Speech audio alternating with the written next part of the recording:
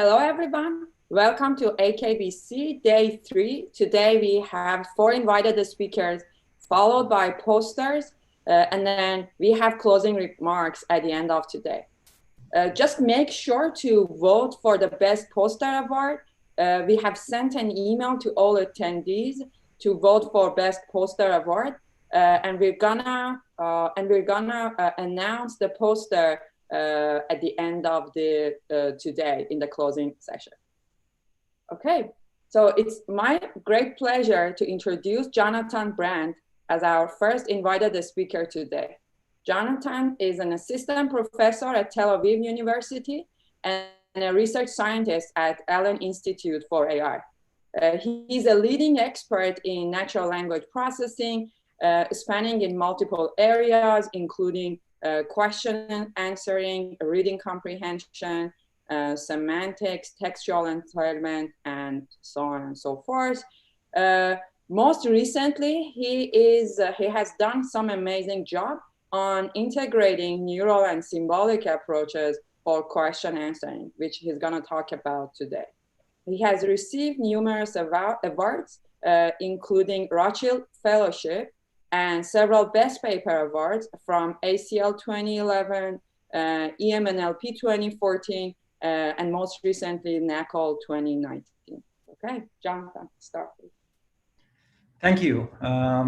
Thank you, organizers, for inviting me. And I'll talk today, as Hannah said, about symbolic and distributed representations for answering complex questions. Let me just make sure this is right. Okay, so why should we care about complex questions? Well, there's multiple motivations, and the first is that recently there's been a lot of interest in models that can do reasoning. That is, models that can combine evidence from multiple parts of their input. So for example, here we see an example from Hotpot QA, where to answer the question first, you need to find out that Buddy Hield was the MVP of some tournament.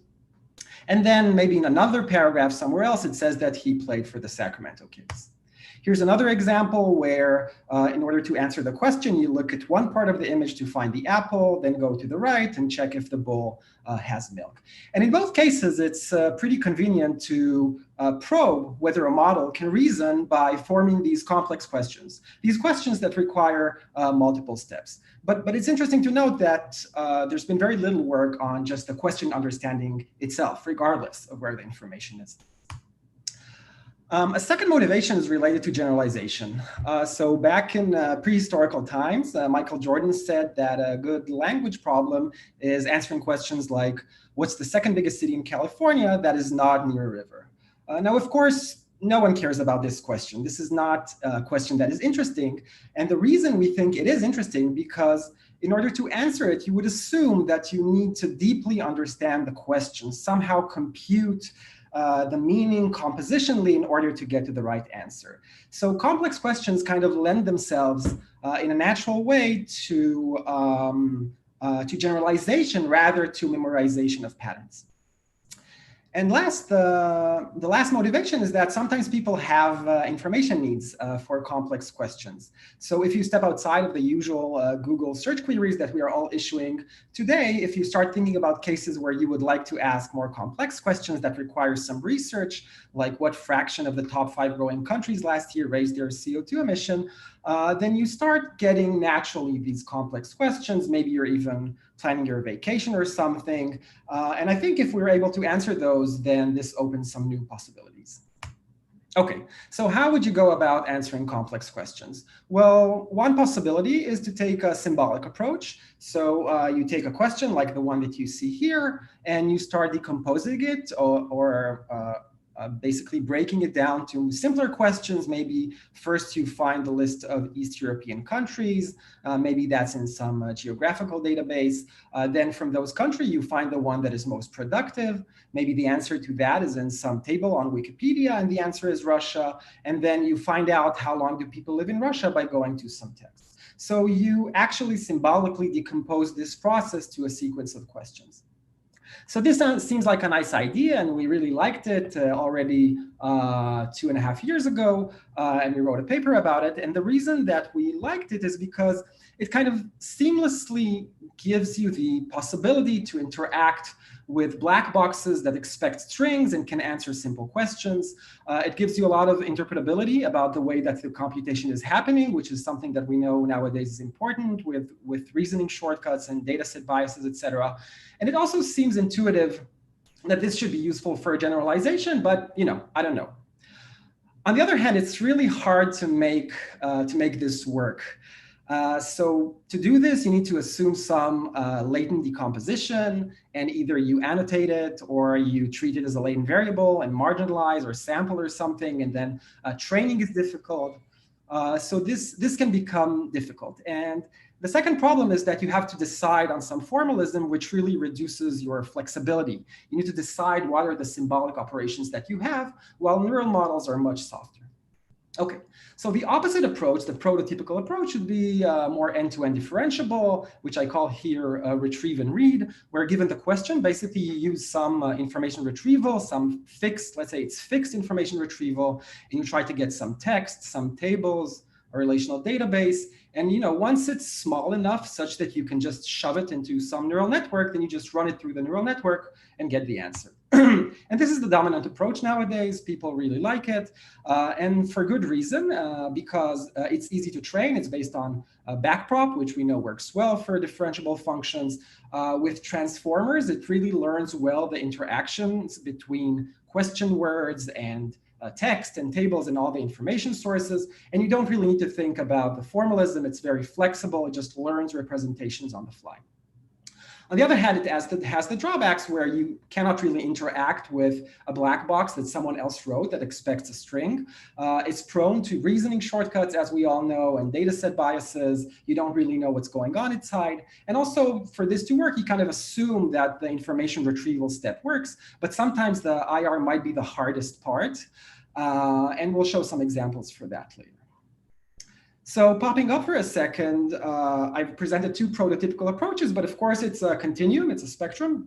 So you can have very symbolic approaches like in semantic parsing, where you're outputting programs, or fully end-to-end differentiable networks. But there's a lot of stuff in the middle. There's tons of works. I cannot do justice to all of the work. But what I would like to do here is kind of talk a little bit about some of the work that was done in my group and with collaborators that tries to kind of like see the trade-offs and the use cases for both these approaches. So the plan for this talk, it has two parts. The first will be more about symbolic approaches and where they shine. What are the cases where symbolic approaches are useful? And then in the second part, I will talk about the opposite, basically cases where you would think maybe a symbolic approach is natural, but it's kind of makes sense actually, or you get some advantages by injecting or simulating symbolic reasoning inside the pre-trained language models. I don't see anyone, so I hope, are there any questions? No. OK, so let's dive just right in. And first, I want to talk about question decomposition meaning representation. This is work mostly by my student Tomer and many collaborators at AI2 in Tel Aviv.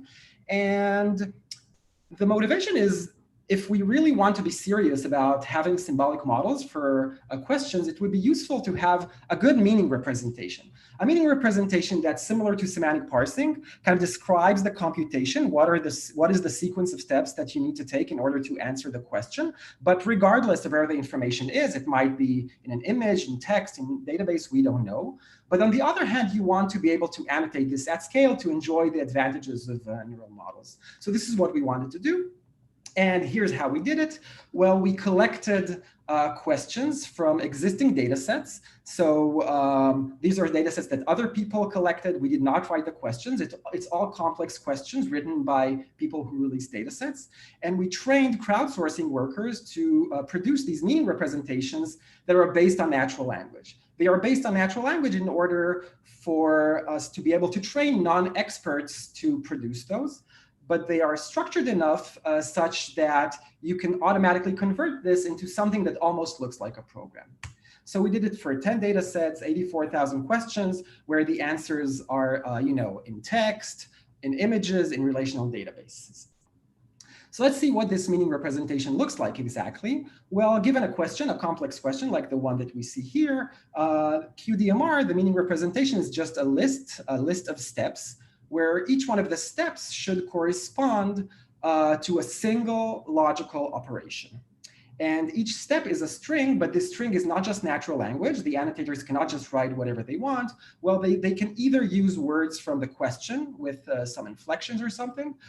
They can use function words that correspond to logical operations. And they can use variables that refer to results of previous steps. And because it's constrained like that, you can automatically convert it into this graph where, sorry, each node is a step.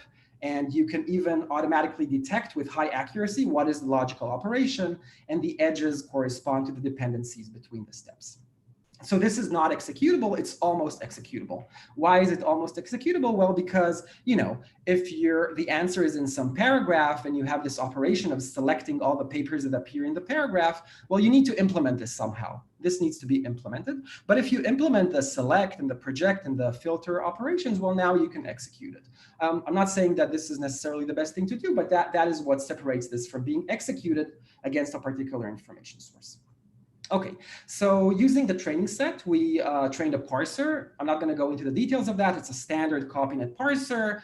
And I guess for this talk, what's important to know is that it's roughly 50% accuracy on the development set. So for half of the examples, you get a good decomposition on the other side.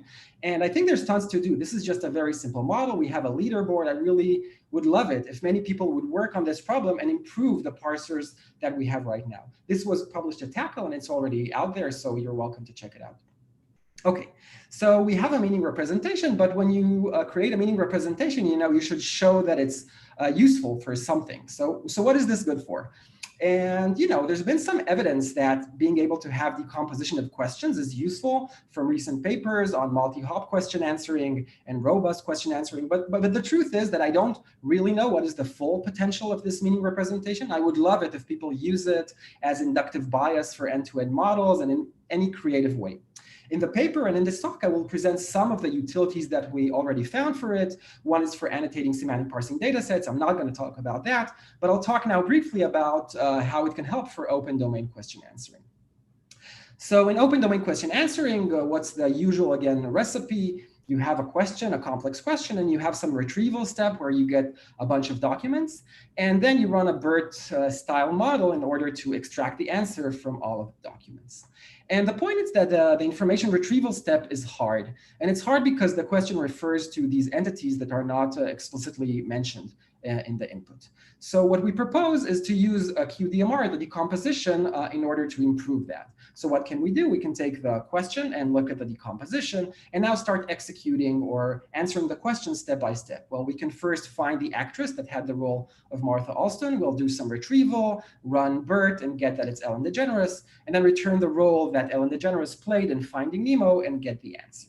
OK, so in this case, the information retrieval has the ability to access documents about Ellen DeGeneres. And this sounds great, but the problem is that you have to actually implement all these operators: select, project, comparison. And if you don't do it very precisely, then performance suffers. So we propose this hybrid where basically what we do is we do exactly what I said in the last slide. We run step by step over the decomposition, but then we only use this for information retrieval. So we take all of the documents that were collected through the process of running this decomposition step by step. But in the end, we just run a standard BERT model over the original questions and all the documents that were selected. And what we see is that for the subset of Hotpot QA, the hard part, which is part of our data set for which we have decompositions, this is the accuracy that you get. And by using gold QDMR structures, you can substantially improve the performance of information retrieval. And if you use predicted QDMR, sorry, from the model that I described, the parser, which is not amazing, you get roughly half the gains. So in short, by doing question decomposition, you can really improve your performance when you're interacting with this black box IR system. OK, so this is the project page in the link. I encourage you to check it out. So let's switch gears and move on to the second part, to the second symbolic model that I want to talk about. And this is, again, work with many collaborators and will be presented in ACL. And the idea is the following: conditioned on the fact that we're going to use a symbolic model, how do we make sure we actually get interpretability? So let's dive right in. Let's take a look at this example. All dogs are black, and you see an image. and you want to say if this sentence is true or false in the context of the image. This is from NLVR2. Well, again, you can take an end-to-end differentiable approach and use LXMERT, for example, which is a pre-trained model for language and vision, and you will get high accuracy. It will tell you this is false in this case. But it's not interpretable. You don't really know, is it looking at the dog? Is it counting the dogs? It's hard to say. So a different approach would be to use neural module networks. And in neural module networks, you take the input and you get this program, this tree, that actually describes the sequence of steps that you need in order to answer the question. So this is, by the way, programs from QDMR. So again, QDMR is useful for interpretability, but the process would be you would first find the dogs. There are 2 dogs. Then you would filter the ones that are black. There's 1. You count. There's 2 dogs, 1 black dog. So this is false. And this is much more interpretable. So now you have like an interpretable execution. But the problem is that just because these modules have a name, just because I called them find dogs or count, does not really mean that that's what they do. These are neural networks. They are parameterized, and they're trained by backpropagation. I can use some inductive bias in the architecture, but I don't really know what they're going to do. And it's quite likely that after training, I will find out, for example, that when I want to find dogs, actually what I get is the black dogs, because that's the one that has the high probability. So this is not really faithful in the sense that we have this human or this desired program that we think would be useful for interpretation, or we want the execution to look one way, and then actually it's not like that. So in this work, we're actually proposing some ways to improve the faithfulness of the program executions and evaluate this. So in this talk, I just want to talk about 2 interesting findings that we had during this project. So let's just look at those. And the first finding is that contextualized representations actually hurt the faithfulness of the modules. So let's look at this examples. The llamas in both images are eating. And what you are going to do, you're going to run this through LXMERT. That is going to get you contextualized representations. And then you will feed the representation corresponding to llamas into a module that's called find. And it will tell you for every bounding box in the image whether there is a llama there or not. And what you will find out that the answer is no, there are no llamas. And why is that? Well, presumably because the representation for llamas is contextualized by the entire sentence. And possibly what it is actually doing is looking for eating llamas. On the other hand, if you decontextualize the representation and just feed a vector representing the word llamas without any context, then you will get much better faithfulness. The find module will do things that are more aligned to your interpretation. Okay. Here's another finding. Parameterization really matters for faithfulness. So again, this is NLVR2. There's a lot of counting that is happening. And you can implement counting in various ways, right? You can have a count module that is just a general purpose feed-forward neural network with a hidden layer. And as you can see here, it will count the seals and it will get roughly correct, almost 2, roughly 2. But the input to this neural network are the representation from all the bounding boxes. So and if you look upstream at what the find modules are outputting, you will see that it says, for example, that there's 50% that there's a seal in this bounding box that contains mostly water. So this is not good. And the reason is because probably some of the finding is actually happening inside the count module. So they're not really separated in the way that we want them. Conversely, you can have the opposite thing where you have no parameters in the count module, and you just add probabilities. So we just take all the probabilities from all bounding boxes and add them. So you have 0.7 of a seal here, 0.4 here, and 0 here. So obviously it's 1.1. In this case, the find module will be faithful to its goal, but accuracy will be low. And what we actually did, and I'm not going to get into details, is do something in the middle. Have a very lightly parameterized module that kind of looks at bounding boxes, their location, and the probabilities, and outputs the correct, usually count, but backpropagates enough signal for the find module to be faithful. OK. So there's other technical contributions in the paper. You can check them out. But the second thing that we did was to evaluate faithfulness. So we took 2 data sets. This is one of them. And we actually annotated all the gold outputs for all of the modules, not just the output, the intermediate expected outputs in all of the modules. So you can look at the gold outputs for every module, the predicted ones, and compute F1. So now we can check whether modules are faithful or not at the module level. So let's see how that looks like. So this is LXMERT. It's not interpretable, and it gets 71.7 accuracy on NLVR2. If you train a neural module network just based on the downstream signal, well, you get slightly lower performance, but it's not very faithful. So the modules are not really behaving as expected. As you add the various modeling additions that we have, like the graph count, decontextualized representations, and some pre-training, you get tremendous improvements in the faithfulness with a slow drop in accuracy.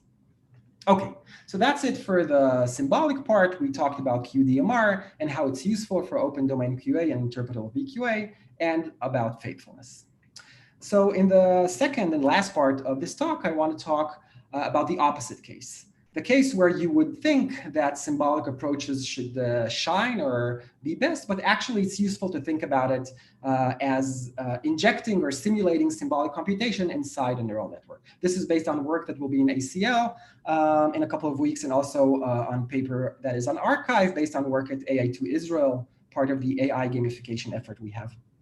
OK, so let's understand the problem. Maybe that's the most important thing. So here's an example. It's drop-like, similar to a data set called drop, where you get a paragraph like 10 years after the first workshop in Grenoble, France, AKBC 2020 will be held in Irvine, California. On what year was the first AKBC workshop held? Well, I think a very natural solution would be to have a neural network that outputs some expression tree that subtracts the value of 10 from 2020. Well, that sounds great, but it has two problems. The first problem is the one that I've already discussed at the beginning of the talk. Well, you need to have this latent tree and marginalize or annotate or sample. You have flexibility issues and so on. But the second problem, maybe more interesting, is that sometimes the symbolic computation needs to be wrapped by other computation that is much easier to do with a neural network. For example, if I was asked, where was AKBC held in 2010, a very valid question, well, I would have to subtract 10 from 2020 and then do a span extraction, extract the span that's actually related. And we know that span extraction is done very well with neural models. So it makes a lot of sense in cases where the symbolic computation should be followed by other neural computations to maybe just do the symbolic computation inside the neural network. Here's the second example. Let's say that someone asks me the following question. Does a whale have a belly button? And they say, you know, mammals have belly buttons, fish do not have a belly button, and a whale is a mammal. Well, I can presumably convert this into this first order logic formula and prove that in this case, a whale has a belly button, because a whale is a mammal and mammals have belly buttons. But what happens if someone says the following?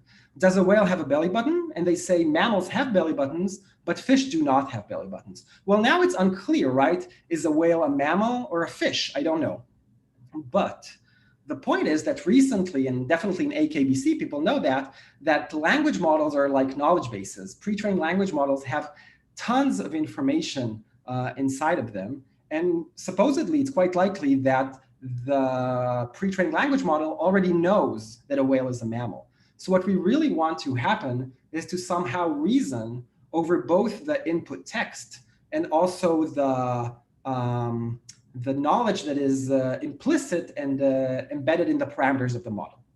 So this is a second reason for doing everything end-to-end. And in both cases, both the numerical reasoning case and the logical reasoning case, what we will do is we will try to solve this by automatically generating data and injecting the symbolic reasoning into the neural model such that it can do both. And even they should interact gracefully with one another. So here's a caricature of what we do. This is not 100% accurate, but supposedly what you would do is you would take a large model like BERT. And if you want to have a very, very simple architecture, well, you would take the paragraph and the question, encode it with that transformer, and decode it with a transformer decoded and get, I don't know, 2010. This is what you would want to do. This would be a very simple architecture for numerical reasoning. This is not the usual architecture. Usually people add some symbolic heads on top of it, but this would be nice if we could have that. But the problem is that it doesn't work. If you do that, if you take BERT and fine-tune it on drop, then you get very low performance, more than 20% lower. And the reason is because these pre-trained language models don't really know to do numerical reasoning out of the box, at least the one that are trained with a mass language modeling objective. I think Luke talked about various other possibilities. But if this skill that you want the model to have is kind of like amenable to automatic data generation, then maybe you can just generate infinite data and just teach the model in a multitask setup to combine the language abilities with their numerical reasoning abilities. So for example, you can just generate infinite data that looks like equations where you get a question, which is some equation, and the answer is the answer. And you can even write very simple grammars where you generate these texts that have like numbers embedded in them. And again, you need to answer some numerical reasoning question. So you take the pre-trained language model, you fine-tune another numerical reasoning data, and then on the textual data, and then what hopefully you will have now a language model that enjoys the benefits of language models, but also has numerical skills. That's the hope. So just briefly, this is like, we had like 6 templates for generating these equations. You generate 1 million examples, fine-tune it, and it generalizes to new numbers. It works quite well. And now the models know to take strings, extract the value, add, subtract, multiply, and so on. We take a grammar or adapt a grammar from 2014, and this grammar generates sentences and keeps a state of like who has what and how many. So you just generate automatically these pseudo language sentences, and then in the end you generate questions like were there less Polish families in Spain or Russia, and then Russia, and again you generate a lot of data, you get good accuracy. And now the model knows how to convert text to a computation. And how does that work? Very briefly, well, if you add the numerical data, you get huge gains. If you add the textual data, you also get a lot of gains. And if you combine both, well, you get basically close to state of the art. At the time, this is also all based on BERT-based models. So what we learn is that we can close the gap and keep a very simple architecture without any architectural things that are idiosyncratic to numerical reasoning, just by injecting a lot of data. Okay, so the last thing I want to talk to you is about this last work, and I'm not going to talk about the entire paper, just one example of what does it mean to have systematic logical reasoning in these neural networks. So we did this experiment. I'm just going to describe one experiment. You can look at the paper for the rest. We took Roberta large, and we fine-tuned it using 2 data sets. One is the rule taker, which is used for teaching the model to reason, to kind of like take natural language statements and reason with them. And the second is 20 questions that gives it some QA knowledge. And we test it in 3 configurations. And this is just evaluation. We generate data just for evaluation, no training. The first configuration is just the question configuration. Well, we ask the model, does a whale have a belly button? And now we test whether the model has the knowledge or not. The second configuration is the full knowledge configuration, where we give the question and all of the facts that you need in order to prove or to get the answer without any knowledge. The pre-trained language model doesn't need to know anything. So mammals have belly buttons, fish do not have belly buttons. A whale is a mammal, so I can prove that the answer is true. And the interesting configuration is the partial knowledge configuration, where some of the information is given to you, but some of it is missing. Specifically, I need to know that a whale is a mammal and a whale is not a fish in order to get this correctly. So how does that work when we take an existing model and just evaluate it on generated data? Just evaluate, again, just evaluate. So, well, it gets 65% accuracy, random is 50. So the model does have non-negligible amounts of knowledge for answering these questions. If you give it the entire knowledge that it needs, it gets almost perfect accuracy. And this is because it was trained on something else that teaches it, but there's just evaluation. And the interesting case is the intermediate case, where the model combines some of the explicit knowledge that is given with the implicit knowledge that the whale is a mammal. So this is nice. So the model is able to combine knowledge in the parameters with the input. But what happens if we actually train it? So now we generate data. We generate data that looks exactly like the evaluation data, and we train it. Well, now what we see is that it goes up from 79 to 89. So now it's much better at combining the implicit knowledge in the parameters with the explicit knowledge given as input. But why is this not 100%? We want this to be systematic. So why is this not 100%?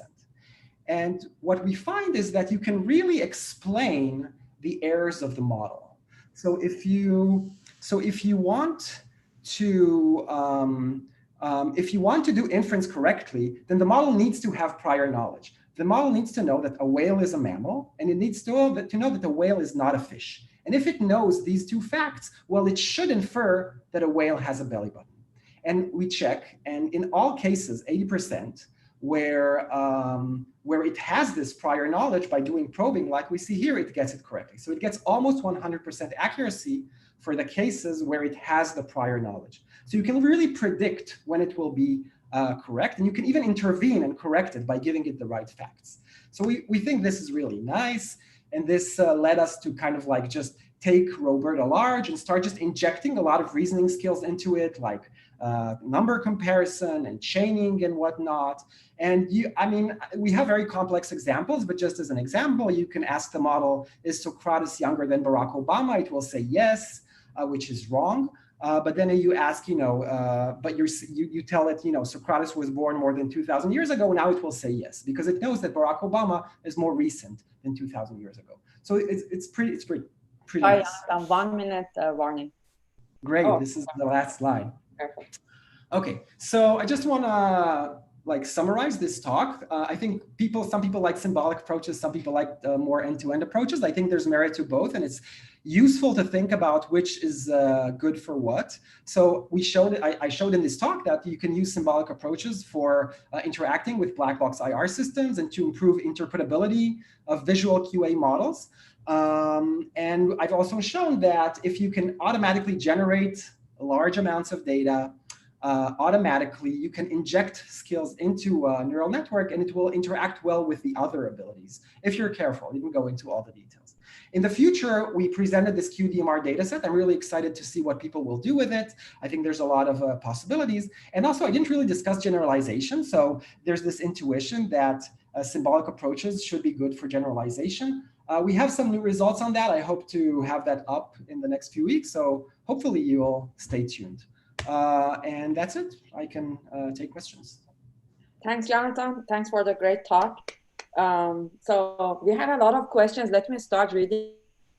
So first question, in QDMR, meaning representation is in natural language, but its content seems close to logical forms with a fixed set of operators. What is the benefit over semantic parsing?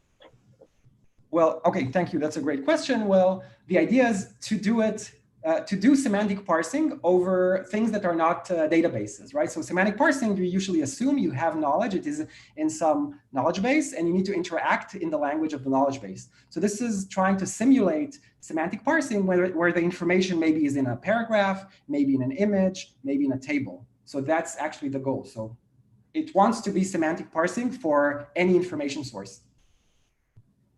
Thank you. What do you think about soft ways of decomposing question sentences in contrast to hard ways? Yeah, okay. So if you do it softly, I guess you need to define exactly what you mean by that. But I think if you do it softly, you lose some of the interpretability sometimes because you get these like mixtures of things, but you can train end-to-end and you have the advantage that it's fully differentiable. Actually, yeah, we also have some current work on ways to decompose questions softly and then extract like a hard tree from that and see what it looks like. So again, as I said, there's merits to both approaches. I think if you want interpretability, the hard approaches are good. And if you really want to train end-to-end with a differentiable network, then that's also fine. So it's like a little bit case-by-case basis, I think. How do you deal with accumulations over errors coming from each module as opposed to an end-to-end approach? Right. So I guess this is what I said in the open domain QA part, that if you actually, run this step by step and just take the answer that is the output of the QDMR computation, then you get bad performance. Not horrible performance, but the gains are smaller. And the reason exactly that, like each module like outputs something, it has some possibility of error, and this propagates. And this is why what we actually did is use it just for IR and not for the answering part. Because in the end, the IR was the hard part. And then after you have all the documents, it's much better to have the model just output the answer directly. So this is a real concern. In that specific work, what we did was use the decomposition only for information retrieval and not for the actual answering. So I think I only have time for one more question. How do we differentiate between faithfulness and interpretability? Yeah, great question. I will answer it very shortly. I guess the reviewers also in our paper really were focused on that. So in short, we can say that neural module networks are interpretable no matter what. Why are they interpretable? Because you can look at the output and look at it. So it's interpretable. I look at it, and it can either be what I want, or it can be not what I want. So if it's what I want, it's faithful. If it's not what I want, it's not faithful. Now you can have a discussion whether we should want anything. Should we have any desire affect the way that the network works? Well, that's another question. Maybe yes, maybe no. This is like a different discussion. Thank you. Thanks, Jonathan. So just one quick announcement. We will send a link for voting the Best Poster Award right after the poster. So we have just sent you an email that informing you about such award. Okay, now moving it on to Andrew. All right, thank you, Hannah. So it's now time for our next invited speaker. Ben, feel free to begin presenting your slides. I'm pleased to introduce our next invited speaker, Ben van Durme. He is an associate professor in computer science at Johns Hopkins University with a secondary appointment in cognitive science. He's also a member of the Center for Language and Speech Processing and leads natural language understanding research at the Human Language Technology Center of Excellence, which has organized many workshops of relevance to AKBC. Ben's work is really at the heart of AKBC with research on knowledge acquisition and extracting structure from text and designing algorithms and data structures for working with large collections of data. He relatively recently announced that in spring of 2020, he'll be joining Microsoft Semantic Machines in a hybrid role alongside his position at Johns Hopkins. Ben, welcome. I'll give you a 2-minute warning at about 17 minutes past the hour, so you'll have 5 minutes to answer questions. Take it away. Great. Thanks, everybody, for dialing in. I thought I'd take the opportunity with this talk to kind of highlight a number of projects that I've done with sort of different overlapping sets of authors, where each of those projects kind of aiming in different directions is their main theme. But at the intersection of a lot of work that we've been looking at on a lot of different projects, we've been embracing uncertainty as the target of prediction. And that's never really been the focus of any one of these, or at least most of these works, the latter couple accepted. And so I thought I'd kind of bundle this all together because I'm eager for feedback from people that are here on what you think of this. Okay. So before we begin, you're here because you want to have content, which means that you need to first do a quick security check, verify you're not a robot here to steal my presentation. So we have this simple bit of instructions. Right? Select all images with cars. Okay, zoom out, right? So this is a screenshot from a phone. And now let's start doing this task. All right, so this is a CAPTCHA. So if I click here, that's definitely a car. There, it's blurry, but it's in the context of what clearly looks like a road. So we're going to go with car. And I'm going to click on this, but maybe not. Maybe I will. And what's going on here? Well, these instructions are pretty short, and they're only binary. And I'm not really sure if I'm supposed to be clicking buses or not. Is a school bus a car? And I mean, I tend to be angsty about this sort of thing all the time, hence this talk. So maybe I get caught up on CAPTCHAs more than you do. I'm in the audience. But I find them very frustrating. I very regularly am not sure if I make the wrong decision on this particular click, does that mean I have to do a whole nother CAPTCHA? And it happens, I tend to actually have to do 2 or 3 CAPTCHAs sometimes. And it gets very frustrating.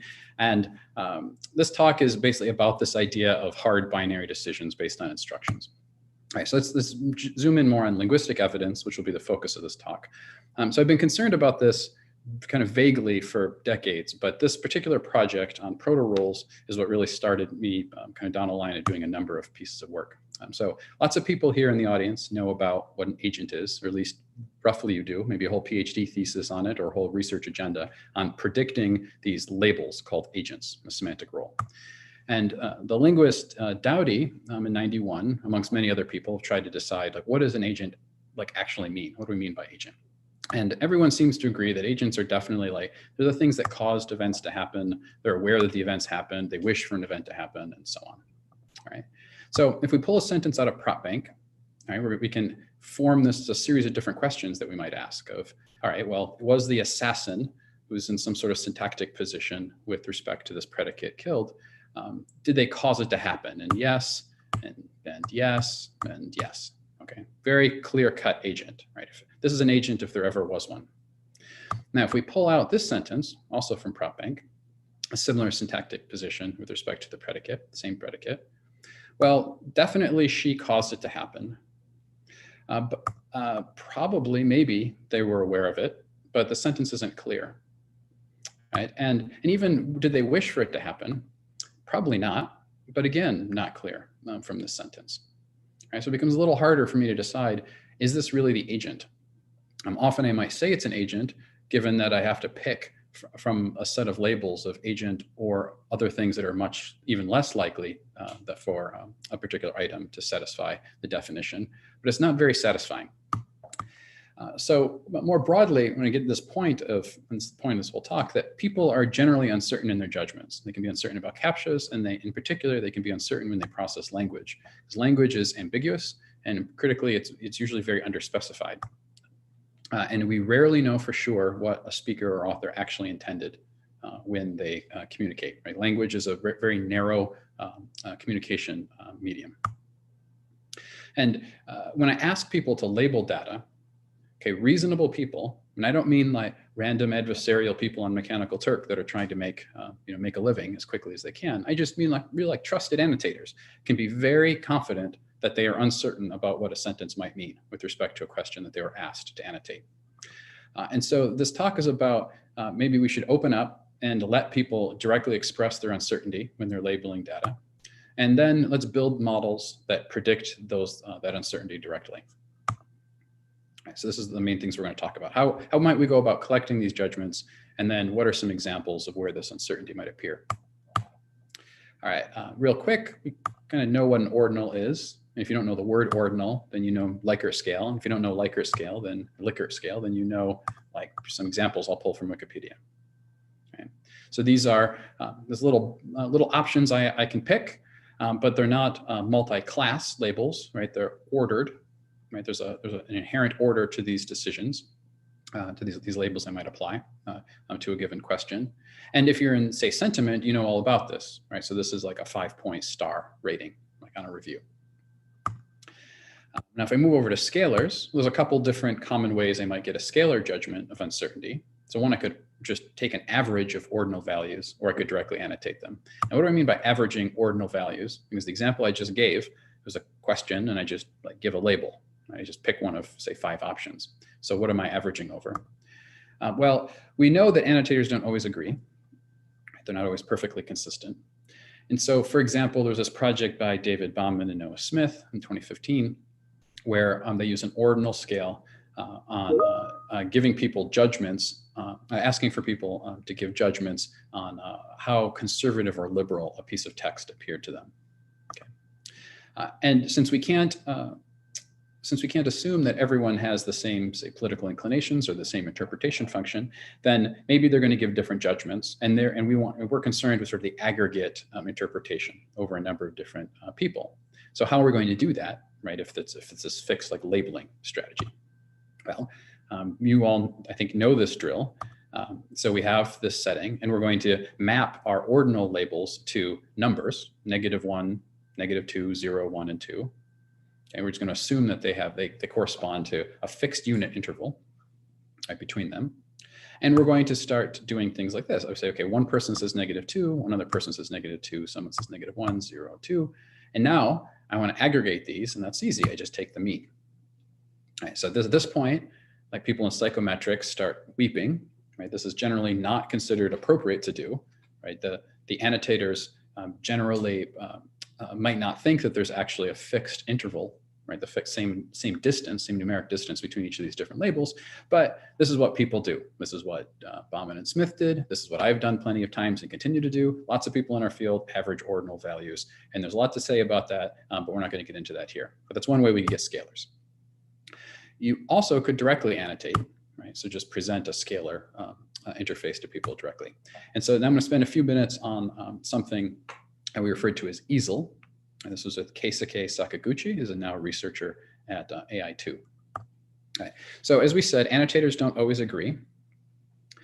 So one thing we might do about that is say that they don't agree, but they might correlate in their relative assessment. And that's a technical term, relative assessment. What do I mean?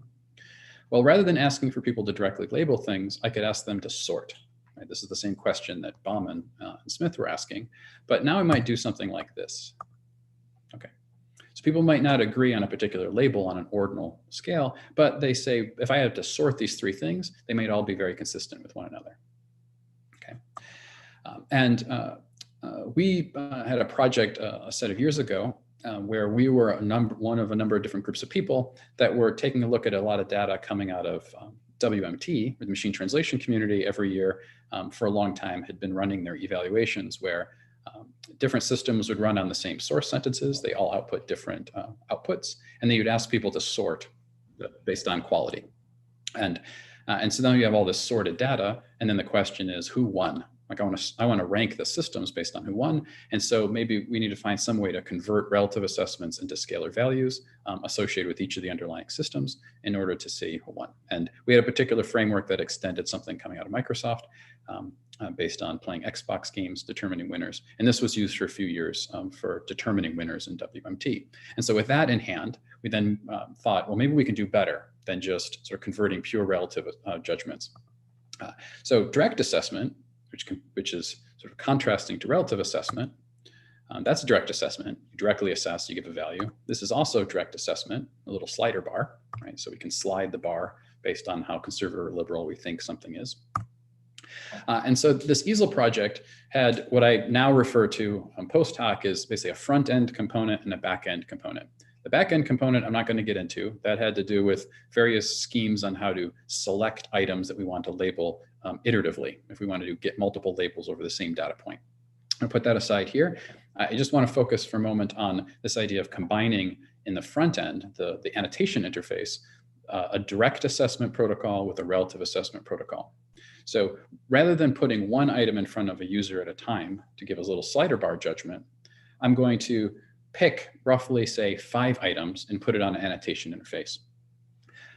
And now I'm going to do direct assessment for each of them, but I want to sort of have the examples put together such that I can sort of swap in all of them at the same time. So when I'm doing my judgments, I am sort of self-calibrating those labels against the labels I'm assigning the other items in the same window. And we found that this that not putting too many, not putting too few on the same web page leads to actually some pretty good judgments that give you more information than just having someone sort, because you actually have this granularity of the slider bar. Okay, and there's a lot more that could be said about how to do this, and we have ongoing work that keeps going in that direction. But we're going to move on to where we might actually be labeling uncertainty. All right, so we talked about this already, these sort of proto-role type of questions.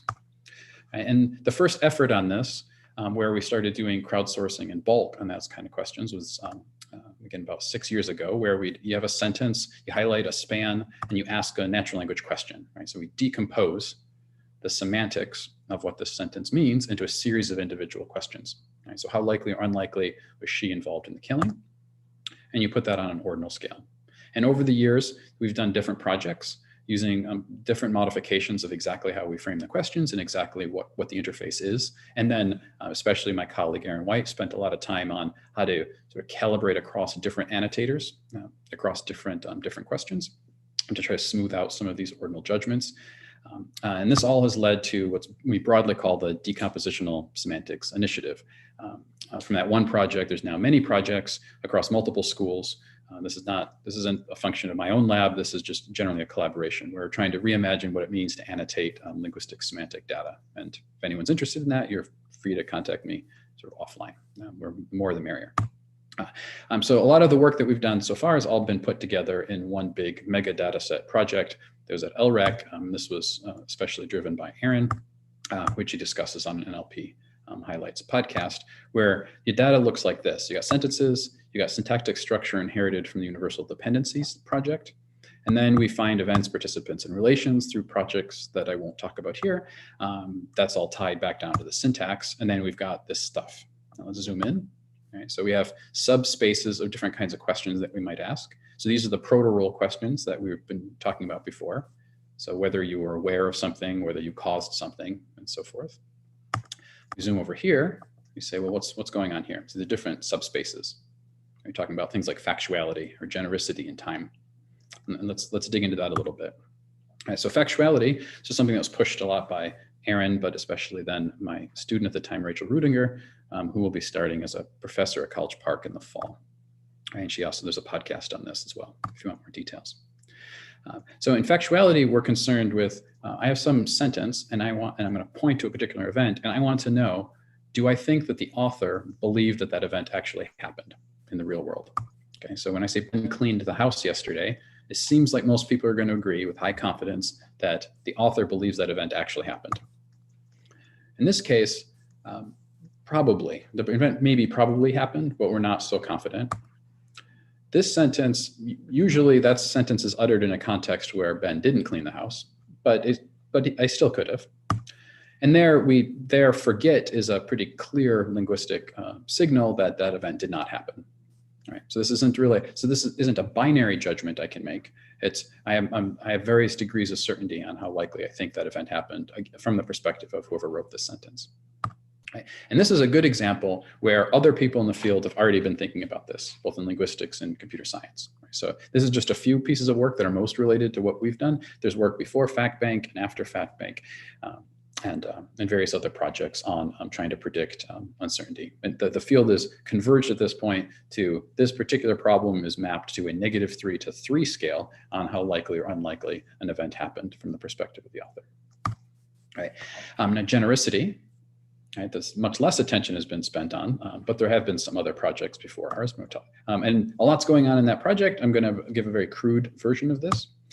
So a generic versus a not generic, like in this. So this first example is not generic. So Ben drank the wine at dinner. I'm referring to a very particular event. Or if I said Ben did not drink the wine at dinner, I'm still referring to a particular event. Okay, it's like a particular instance that may or may not have happened, but it's still a particular instance of the event. Now contrast that with Ben drinks wine in general, or even people drink wine. Okay, so people drink wine, I'm referring to generally some people sometimes for some duration drink wine. But the word drink there doesn't refer to a very specific space-time interval. All right, so it's a generic reference to drinking. Now if I say Kim was upset that Ben drank wine, again, I'm uncertain on what that drank refers to. Is that a generic instance or a specific? So if I said that Kim was upset that Ben drank wine at dinner last night, right, then it's not generic. And if I say in general, then it is generic. And as an annotator, if I don't have those last couple tokens in the sentence, I'm just not sure. Or time. Okay. So I might want to assign to an event how likely I think an event what the duration of that event is and how likely I am, or how certain I am about that judgment on what the duration is. So Ben lectured maybe for like nearly an hour or a little bit more into the level of hours. That tends to be the unit of a lecture. Ben blinked, generally happens near instantaneously. Now Ben ran. Now we don't know. Now maybe Ben ran for hours, maybe when he was in shape, or minutes. Right, so more people run more on the level of minutes, or even Ben's been locked up under COVID for the last few months, and maybe he ran to the other side of the house and he was out of breath. We don't know, right, because we don't have more information. So forcing an annotator to try to give a judgment on this in a hard categorical way is just unfair, right? They're going to have uncertainty about it. And so we zoom out, we've got these graphs with all these different properties, and at this point, some people might think, you know, AKBC, I care about doing some nice modeling. I want to just like instill structure on data. And I don't want to talk about all these fiddly linguistic questions. But you're in luck, that's okay. Like you can still have all the fun of predicting discrete sort of information extraction structure. And on top of that, now you have like a multi-label scalar regression problem. And generally, like, you haven't had to worry about that before, right? It's actually kind of, it's easy to predict labels in a multi-class classification setting, right? Like, let's, if I back up these graphs are just like more interesting, even if you don't care about linguistics. I would argue that this is kind of an interesting modeling challenge. And on top of that, as I argue here, it's actually the more correct problem. If we're concerned with trying to model people's linguistic judgments on data, this is the sort of structure that we should be trying to predict. There's even a leaderboard for this task, and it consists entirely of a baseline from that paper, and then the thing that competed against that baseline from that paper. And maybe that's all that'll ever be on that webpage, but it's a task. Okay, so moving from structure to entailment. What do I mean by uncertainty entailment? Well, as an example I like from something Peter Clark wrote back when he was at Boeing and his colleagues. So I have a sentence, China launched a meteorological satellite into orbit Wednesday. And there's a bunch of things that we could consider hypotheses, right? Various sentences I might put in the same context as that original piece of text. Now, recognizing textual entailment, most of us know, is really concerned with the first one and the last one, right? The first sentence is basically got to be true if you believe in the first sentence, in the original premise, and that last sentence has got to be false. Now, what to do about these other things? Well, there was a little bit of discussion in the early days of RTE, but for that pretty quickly just became neutral, right? So everything else, we're just going to have this third bucket. And I've been around actually since the beginning of RTE and before RTE. So I was around back then, and I didn't like RTE even then, I'll admit. Like, I did not like this either binary or ternary decision. This focus on hard entailments and hard contradictions seemed to be throwing away a lot of stuff that we might actually care about. Since, again, as I keep repeating here, humans are very uncertain in their judgments, and it seems like there's just a lot being left on the table by only focusing on these extreme ends of the scale. Okay, so if this is currently how people think about RTE, right, so categorical nominal problem multi-class prediction, what we want to do is focus instead more on these non-entailing inferences, where we replace these entailment contradiction notion with subjective likelihood.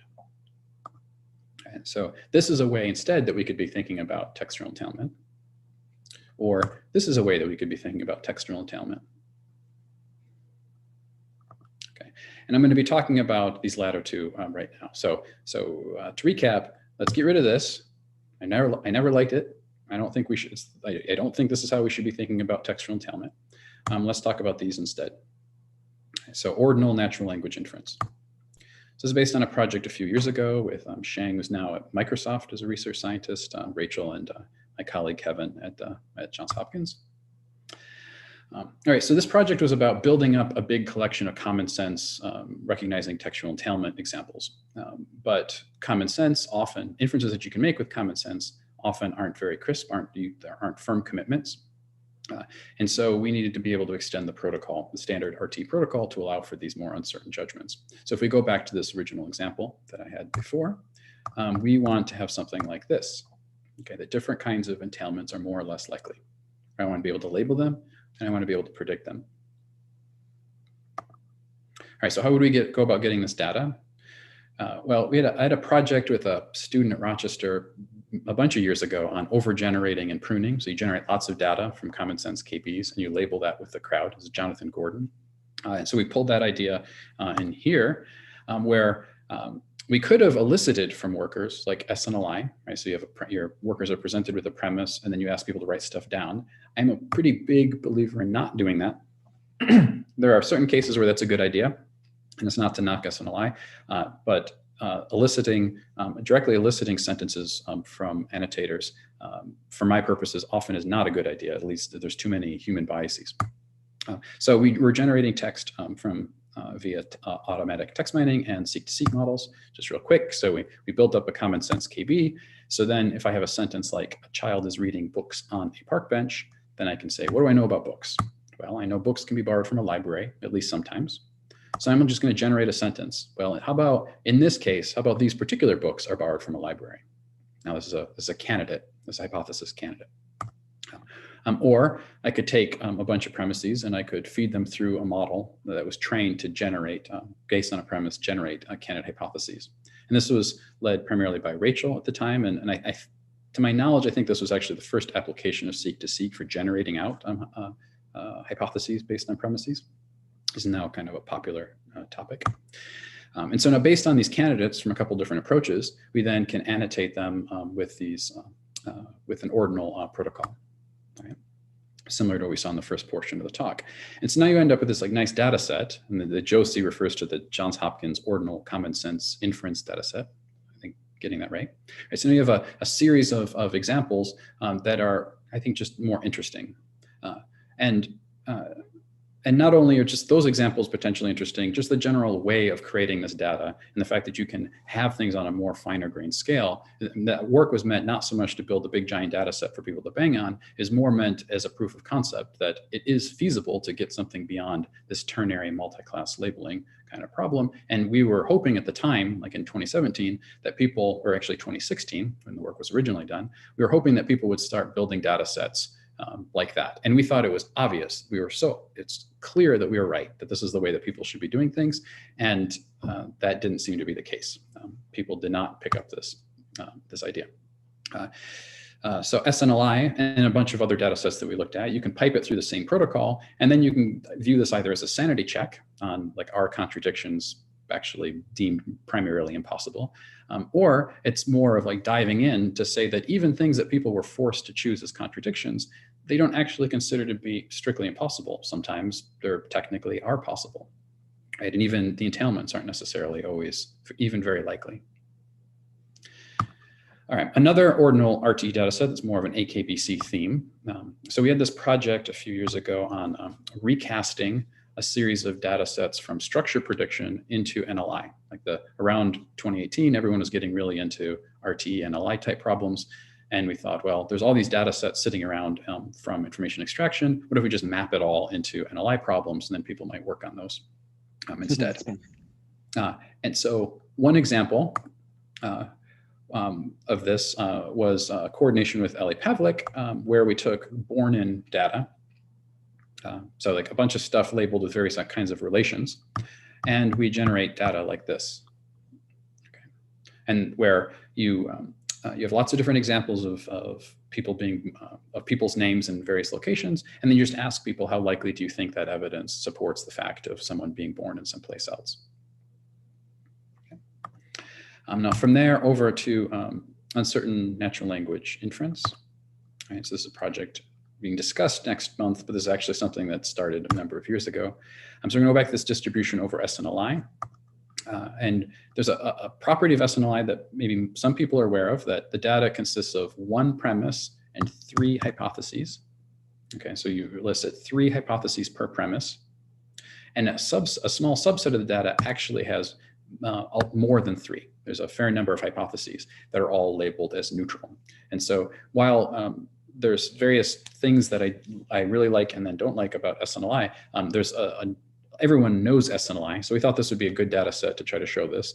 So we focused in on these neutrals in SNLI to illustrate this protocol, that we could re-annotate the exact same data with this EASL framework of doing this direct/relative assessment on that data. I'm not going to get into this, except to say that if you care about this, then you start getting into all sorts of issues that, like, the way people think about probabilities is not nearly linear. And so this work had some stuff in there about trying to find exactly the right way to elicit uncertainty judgments. And what we did is not nearly the end of the story. There's a lot that could be said about that.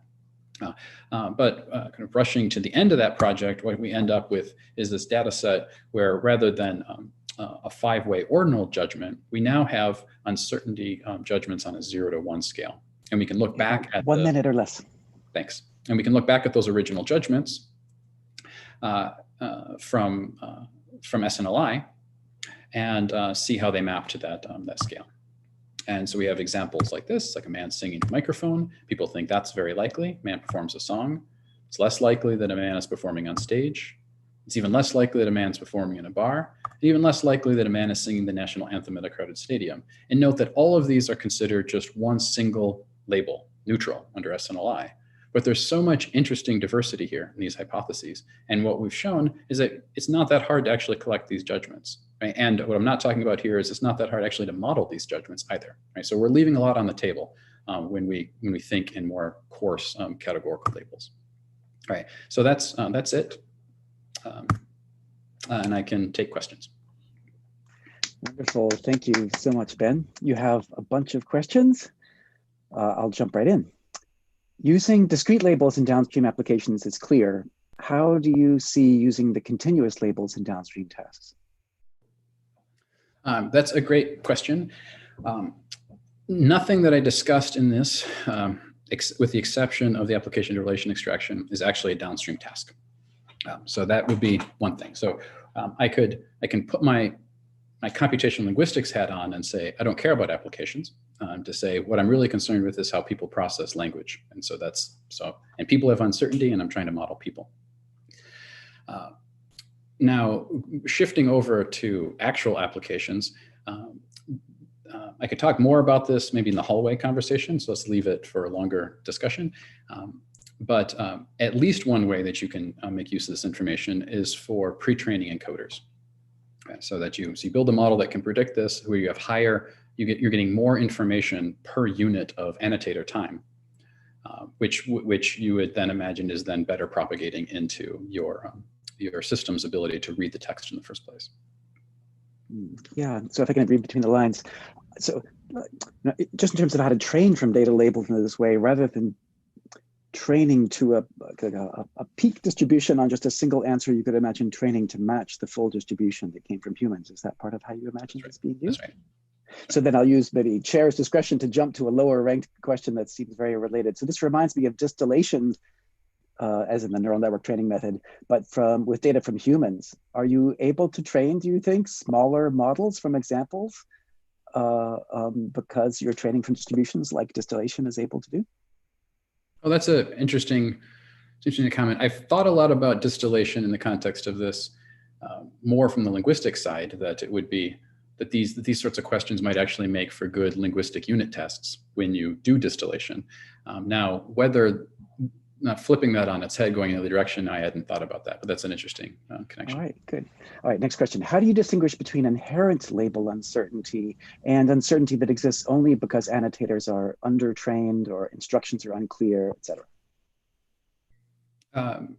That's a topic probably for a hallway chat. So there are things that you can do for, so if you're concerned about that you believe that your annotators aren't good, then you rely on redundancy. And then there are ways of then looking at inter-annotator agreement as compared to the direct labels of the uncertainty. Right. So in a nutshell, we tend to pilot our tasks heavily until we get to the point that we have good inter-annotator agreement, but on these sort of sliding scales. Yeah. A conservative person will order the beliefs in the opposite order than a liberal person might, causing inconsistency. How do you aggregate them? Thanks. So I was a little worried whether to use that example. So in the case of the conservative liberal setting, that is actually not the main point of the talk here. That would be a case where someone had used ordinal judgments for a different kind of judgment.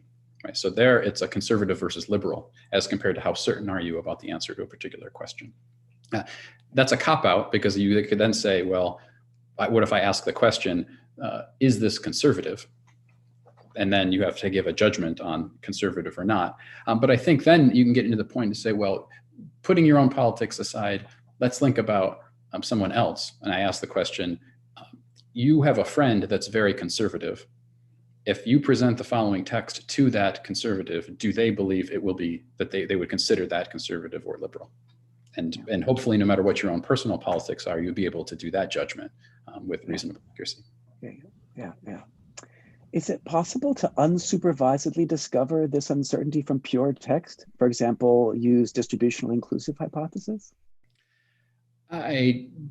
Almost certainly not. I have a bunch of previous things on reporting bias and the correlations of real world truth versus things that are written down in text. And I'd love for someone to show me that I'm wrong, but to date, no one has done that. All right, maybe a last question super briefly. How much longer does it take annotators to provide this uncertainty? And when might it be better to get a simple, crisp answer from multiple annotators and then process the distribution from those multiple? Well, for that, So the latter case is basically never, unless you're I think you have a failed protocol if that's what you're relying on. And I will just say that in the hallway conversation, I do have something that that I thought that some people might ask about the relationship between this and model calibration, and it directly gets to this last question. So I can talk more about that in the hallway. Okay, wonderful, good. I predict that you'll have much interest in your hallway discussion. Now I'll turn things back to Samir as we move on to lightning talks. Okay, thanks. Thank you again, Ben.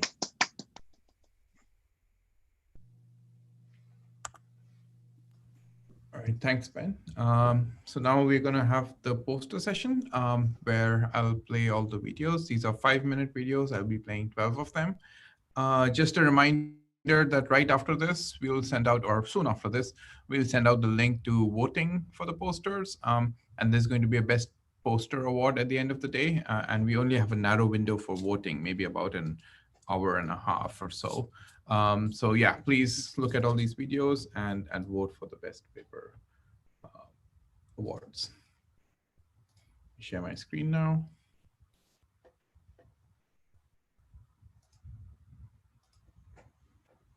Hello, my name is Soyeon, and today I'll be talking about Transient, our paper accepted to AKBC this year. Since our paper is on knowledge graph embeddings, let me go over it briefly. What you see on the left is an example of a knowledge graph where entities such as John and Tom are represented as nodes, and their relations between them, such as is mother of, are represented as edges. One current trend of knowledge graph research is to embed these graphs to elements of R to the D. Another hot trend is to impose implication rules that are very natural to us, but may not be so natural to the embeddings of these knowledge graphs, such as is father of implies is parent of. So our question is, can we impose implication rules in knowledge graph embeddings in a way that's geometrically consistent? So let me more precisely define our problem statement. We first observe that relations are a set of ordered pairs of entities. So if you look at this diagram, you can see that the relation is father of in a knowledge graph can actually be a set that takes each head and tail, head comma tail as its element. So these are ordered pairs of entities, and we assume that we are given rules or hierarchy among relations. So we know that is father of is a set that belongs to is parent of. So our question is, can we define some space in R to the D that are isomorphically ordered as these sets of is parent of and is father of in R to the D? More precisely, we want to impose an if and only if relation between these sets and their equivalents in R to the D so that their orderings are isomorphically preserved. So we start from a popular method called TransH. A popular view to interpret TransH is that, well, in TransH, if there is a head relation tail, then each of them are given a vector, and the relation is also given a hyperplane specific to it that entities are projected upon. So if there's Harry is parent of Tom in the knowledge graph, then in TransH, they impose that Harry and Tom projected onto this hyperplane have to have difference equal to the vector for is parent of. So the traditional way to view TransH is to do projection first and then difference. But we can flip the order of operation and then do the difference first and then projection. What we observe is that this new view produces a linear subspace that's unique to each relation, such that all the tail minus heads tied by that relation belongs to.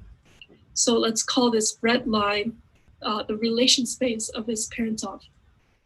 What we can further observe is that this T minus H is also an ordered pair of the head and tail entity as much as head comma tail is. So you can see the analogical analogy between the relation space and the relation set. So how can we define how can we make the relation spaces in R to the D be isomorphically placed as these relation sets that we have in knowledge graphs? So our methods is to impose 2 additional constraints to trans-H, and we can verify visually that if this green hyperplane is the relation space of is parent of, it contains the relation space of is father of, this blue line, and the relation space of is mother of. That means that all the T minus H's in is father of automatically belong to that of this green hyperplane, which is the relation space for is parent of. So with this approach, we prove that there's isomorphism between the relation spaces and the relation sets, and we achieve state-of-the-art performances in link prediction and triple classification. We also further discuss how to mine semantic relatedness and mine rows from relations with angles between the learned embeddings. Thank you.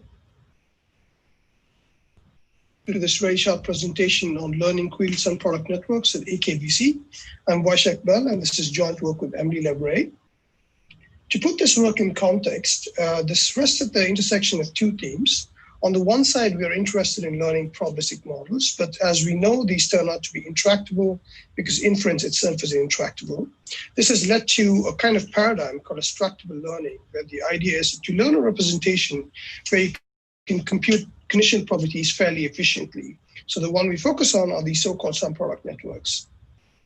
On the other hand, we're interested in dealing with missing data, which turns out to be a very interesting and important problem, specifically in the context of constructing knowledge bases. And here, often the conventional approach taken in the literature is to use imputation or completely ignore the problem. What we want to focus on here is a more principled approach to this problem with the use of imprecise probabilities via so-called query semantics. Just to bring people up to date, query semantics associate sets of probability measures with each of the random variables. Now let's consider why we would want to do this. Consider that in the absence of or in the presence of missing data, or in the absence of complete knowledge, if you try to learn single distributions, then you might get predictions that are unreliable and overconfident. There is then the added semantic value of knowing that the distribution of a random variable is not certain, so you can have an assessment of how confident you are about the prediction. Conversely, if you did have a pre-trained model where you know that there was missing data, you might consider some contamination strategies to have a more robust account of your prediction. Finally, there's been a very interesting use case positioned in the context of probabilistic knowledge bases, where you might have extracted tuples from large data sets like textual data and whatnot, and there you might consider that you would extract certain atoms, but those atoms you don't see, you typically consider improbable, right? So you might accord a probability of 0 to those atoms. Now, what would happen if you had a new source, as a result of which you would have to reconsider this atom as not being improbable? Certainly, if you'd need a more justified means of arriving at the posterior probability. And one of the arguments given in the literature is that maybe you should be according these unforeseen atoms to be given an interval between 0 and some epsilon value, which can then later be updated if you do observe this atom at a later stage. So these are some of the motivations for why query semantics are attractive in the presence of missing data.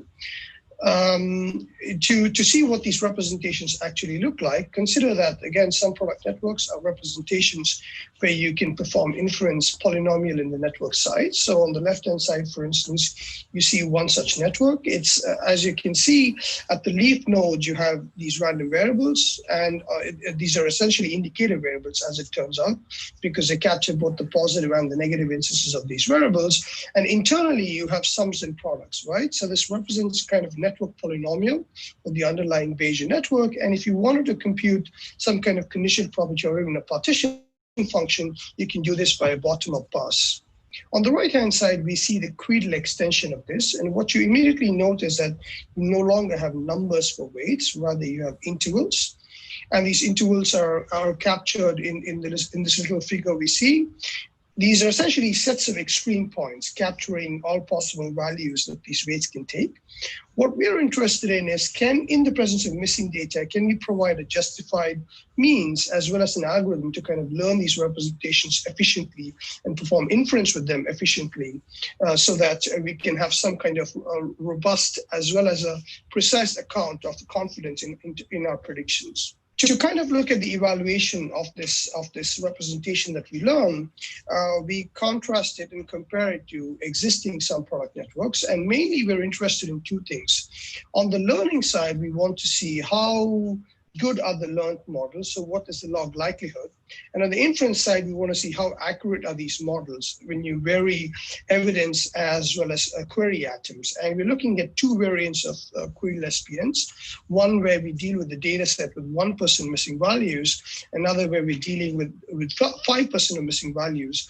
And of course, we don't expect you to see all the details on the left-hand side, but the bottom line is this. It turns out that we get really compact models, and almost in all cases, we get much better log likelihood scores.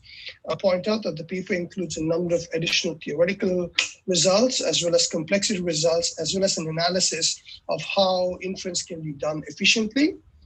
Thank you very much for listening.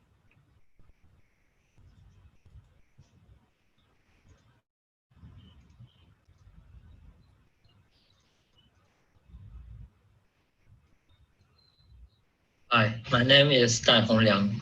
I'll introduce our paper, Exploiting Semantic Relations for Fine-Grained Entity Typing. Fine-grained entity typing is a task that aims to recognize the fine-grained types of a mention in a sentence that matches the context. In the example below, the entity mention Trump should be typed as person, politician. Although Donald Trump also has other types, such as businessman, TV personality, they do not fit the context and thus should be regarded as incorrect. A typical neural approach to this problem that is used by many existing studies is to first get a representation for the mentioned string, then get another representation for the context, and finally concatenate these two representations and feed it to a classification layer. We find that such an approach may overlook some useful semantic relations. I will use two examples to illustrate this problem. In this first example, knowled should be typed as organization, corporation. However, a state-of-the-art system only predicts organization. If we take a closer look at the sentence, we can find that the word concern is a hypernym for the mention. So if we know that knowled is a concern, then we can naturally type it as organization, corporation. However, this hypernym relation is not used by the existing system. Here's another example. In this example, the mentioned salty dogs is a drink and should be typed as substance food according to the data set. However, the system incorrectly predicts work of art. We can notice that salty dogs is a patient of the verb drink. Such verb argument relations can be obtained through semantic role labeling.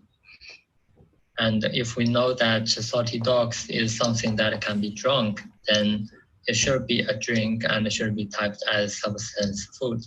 However, this verb argument relation is also ignored by the system. Thus, we propose an approach to exploit hypernym relations and verb argument relations that are related to the entity mentioned to improve fine-grained entity typing. Here's the general framework of our approach. Firstly, it contains 3 individual components. The best FET model is a neural model that has a similar structure as the typical neural approach I introduced previously. The hypernym relation-based FET, it first extracts hypernyms for the mention and then use the extracted hypernyms to make FET predictions. And the verb argument relation-based FET, it makes predictions based on verb argument relations that are obtained through semantic row labeling. And finally, we have a gating network. It is a small neural model that produce the final prediction by combining the predictions made by each individual component. That's all.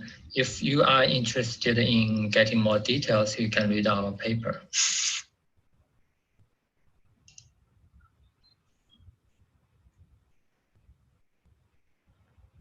Welcome to the presentation of the paper Ranking versus Classifying, Measuring Knowledge-Based Completion Quality. My name is Marina Speranska. Together with Martin Schmidt and Benjamin Groth, we examined the drawbacks of the established method of knowledge-based completion evaluation and showed that good ranking does not always imply good classification in a realistic KBC scenario. To see why we claim that mean reciprocal rank does not always reflect the actual completion quality, let us look at an example of a link prediction process. Given an input pair of entity and relation, Thomas Lennon and Hesper Feston in this example, some black box model assigns scores to all the possibilities. You can see the sorted list of candidates. Green circles mark entities that are expected for this input and build correct facts. The model gives a plausible ranking and assigns a rank of 3 to the correct answer, a relatively high one. But imagine that we are in an actual completion scenario and have to decide which facts will be included into the knowledge base and which will be not. Where should they set a threshold? Assume that following the hits of 3 logic, we make a cut at the 3rd position and include the top 3 facts of highly scored entities into the knowledge base. The decision is obviously imperfect, since we would incorporate incorrect facts into the knowledge base as well. How can we then quantify and measure the quality of these completion? The rank does not provide this information directly, but based on the retrieved set of candidates, green frame, and the known correct completion entities, green circles, we can derive a confusion matrix similar to information retrieval, and then compute directly interpretable metrics of precision, recall, and F-score. Let us further extend the real-world KBC scenario. What else is possible? There might be a person with more than 3 professions, which will be inevitably cut to 3. We also consider it to be a realistic case where no answer can be given to a query because of this profession is for some reason not in the knowledge base yet. Another possibility is that an automatic completion process confronts a nonsensical query where no answer is imaginable, like Paris has no profession, and the model has to deal with it. We have to account for the variable numbers of answers, and one way to do so is to introduce a score-based threshold. In this example, we set it to 0.7. It allows the answer set size to be flexible among different queries. In the second example, we see a perfect ranking where all of the correct entities land at the top of the rank, but the classification quality could be improved. Let us assume that the model scored the entities differently with the orange numbers. Now, all of the scores across different queries are in accordance with one threshold. This illustrates the extra challenge to the model that now needs to not only to rank the answers correctly, but to calibrate scores as well. To be able to test the models in the setting described above, we created a new benchmark, Freebase 14,000 QAQ, querying answering quality, based on the Freebase 15,000 dataset.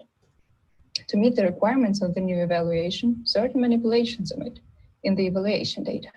Since we are looking for sets of answers now, and not for isolated triples, we need to group the facts accordingly, and the evaluation thus becomes query-based. We also remove some of the entities to create an artificial closed word setting. The data looks similar to this at the end, and the nonsensical queries are generated separately. The results confirmed our hypothesis that the actual classification quality cannot be reflected by the mean reciprocal rank. Model ranking changes strongly. The complex model shows the most extreme change from the top of the rank to the bottom of the F-score performance. We observed an interesting tendency on the different query types among all models. While queries with inaccessible answers are the hardest to crack, nonsensical queries also pose a problem and are not trivial to classify correctly. To highlight the importance of score calibration, we present a modification of trans-E that has an integrated rescaling component to it. The trans-E scoring function relies on the length of the distance vector, where a threshold is circle-shaped. Our modification gives the model extra flexibility with an ellipse-shaped threshold. This simple change allows the modified model to outperform the original trans-E noticeably. To sum up the contributions of this work, we developed a classification-based evaluation setting that provides interpretable performance metrics. We constructed a new benchmark reflecting a comprehensive set of KBC scenarios. We propose a simple but effective strategy to improve trans-E's ability to calibrate scores. The data transformation script, as well as the exemplary evaluation pipeline, are available on GitHub. Thank you for your attention.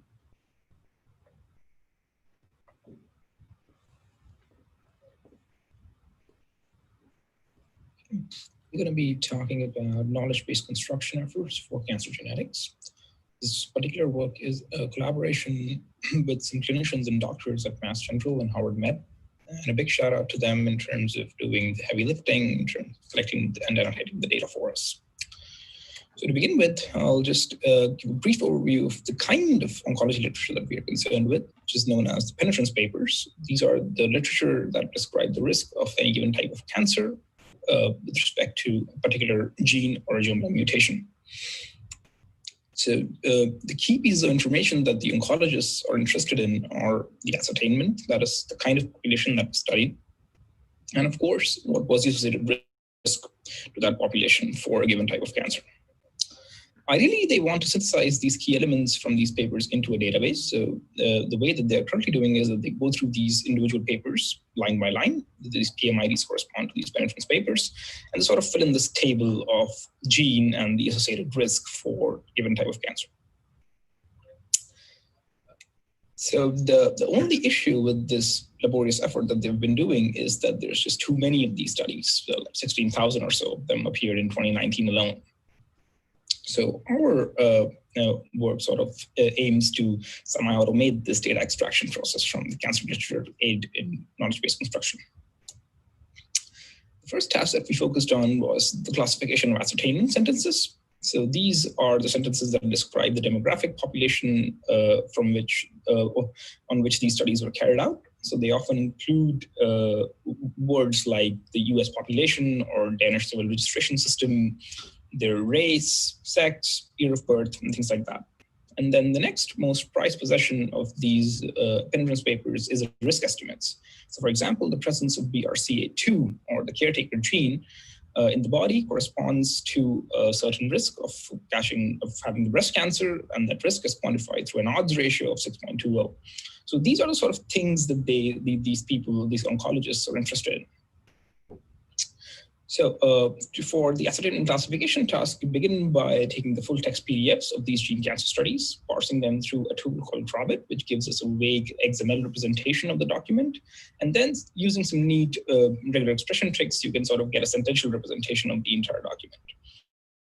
On the sentential representation, you can sort of induce distance supervision over these individual sentences by comparing them to the available ascertainment mechanisms to create a set of positive labels, and then you can sort of treat this entire problem of ascertainment, identifying ascertainment sentences as a classification problem, and then you can use your favorite model. So naturally, if you use sort of transformer, it seems to be like an overkill, but it does a reasonably good job.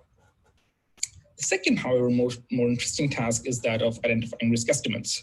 So we again start with a sentential representation of these penetrance papers, these full text documents, and we pass them through a transformer like Cybert, or you could use Elmo here if you wish to. And then you get this contextualized representation of these individual sentences, and say you identify the two entities, E1 and E2, where E1 corresponds to a gene, say BRCA2, and E2 corresponds to an odds ratio. You take the localized representation of these two entities, combine them with the contextualized CLS token, and then pass them through a linear classification layer to sort of establish a relationship between these two entities. And that sort of gives you a germline mutation risk pairs. So you train this model jointly, and the loss function is just a cumulative unweighted sum of the unweighted log likelihood of these two tasks of identifying entities and identifying relation given those entities.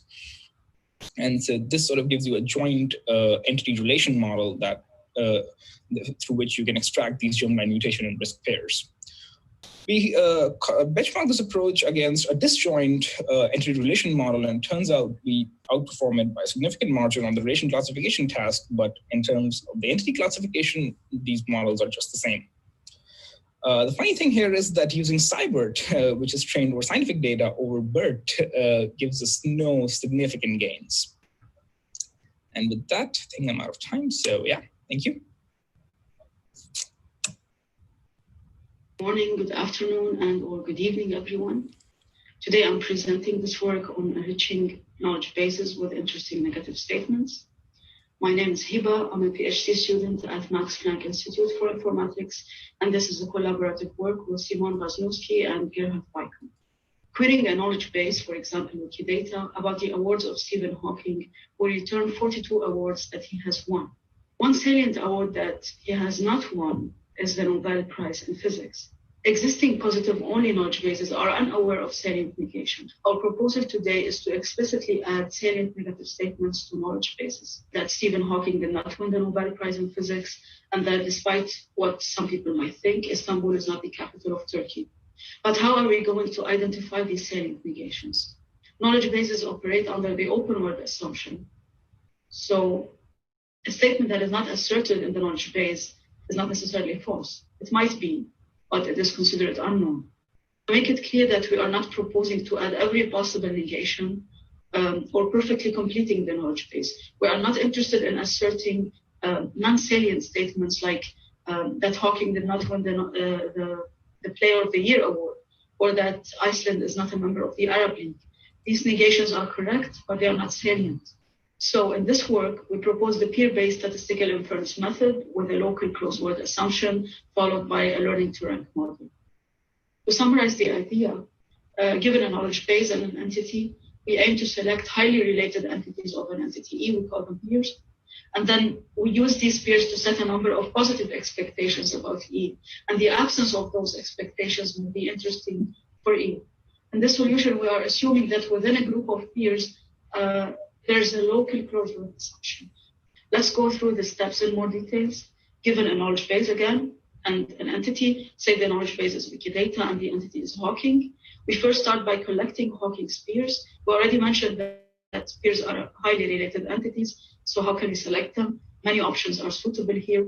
For example, using entity embeddings and cosine similarity to get the closest neighbors. Another option, which I use in the slide, are the structured facets, where we assign type-like facets that we can use to group entities. For example, for people, it could be occupations. So one of Hawking's peer groups in this case is other physicists. In step 2, we collect statements about every member of the group, counting the relative frequency of every statement within the group, and also dropping any statement that is valid for Hawking, like that he speaks English. On top of the relative frequency, we do some further scoring using additional supervised and unsupervised features that we tune using a regression model.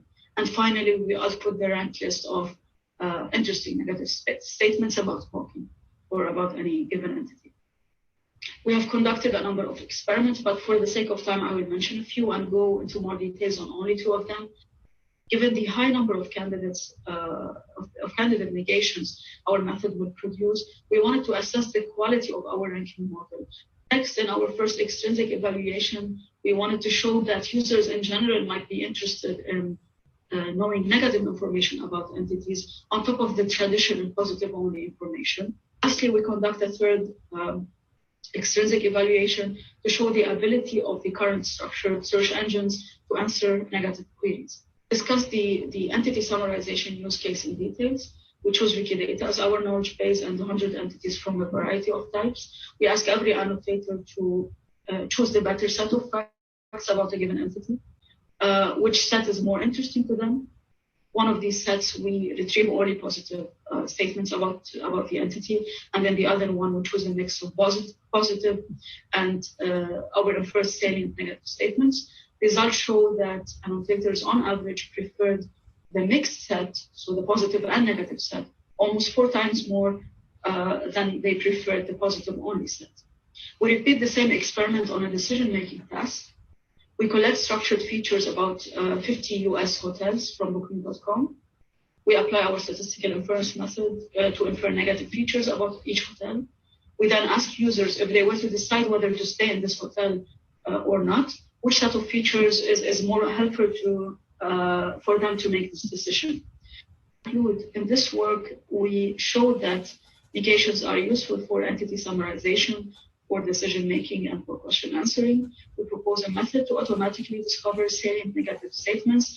A few things that I did not have the time to mention here, but would encourage you to check in the paper.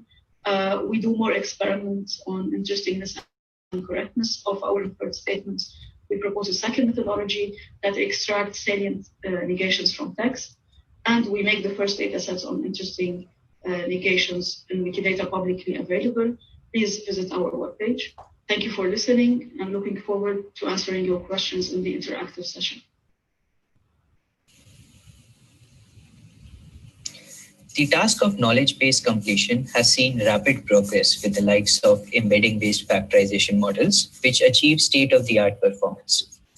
These models are opaque, meaning that it isn't possible to reason about their decision, which reduces the trust of the end user in the model prediction, making their use case difficult in mission-critical scenarios. In this work, we present AUX-KBC, an outcome explanation engine for the task of KBC, which generates an explanation for model predictions. It trains a post-facto explanator, which is faithful to the underlying model. In our experiments, AUX-KBC satisfies the end user in a user study on mechanical Turk. A tensor factorization model works with a knowledge graph, which has various entities as nodes. These entities are connected by a directed edge, indicating a relationship between them. The goal of a TF model is to learn embeddings for each entity and relationship, and infer missing relationships in the knowledge graph. AUX-KBC tries to generate an explanation for the prediction of the underlying tensor factorization model. To do so, it takes the prediction and the embeddings of the tensor factorization model. For example, if the query was Tori is good at basketball, it can generate an explanation saying that Tori is good at basketball because Tori won awards in basketball. So essentially, we are trying to open the black box. There are many ways of doing it. One way to do so is outcome explanation, which explains each outcome of the model independently. AUX-KBC is an outcome explanation engine. There are different styles of explanations which AUX-KBC can generate. For example, for the prediction Tori is good at basketball, you may generate an explanation as Tori is similar to Lori and Lori is good at basketball. AUX-KBC sees that Lori and Tori are seen in similar context in the knowledge graph and thus are probably interchangeable.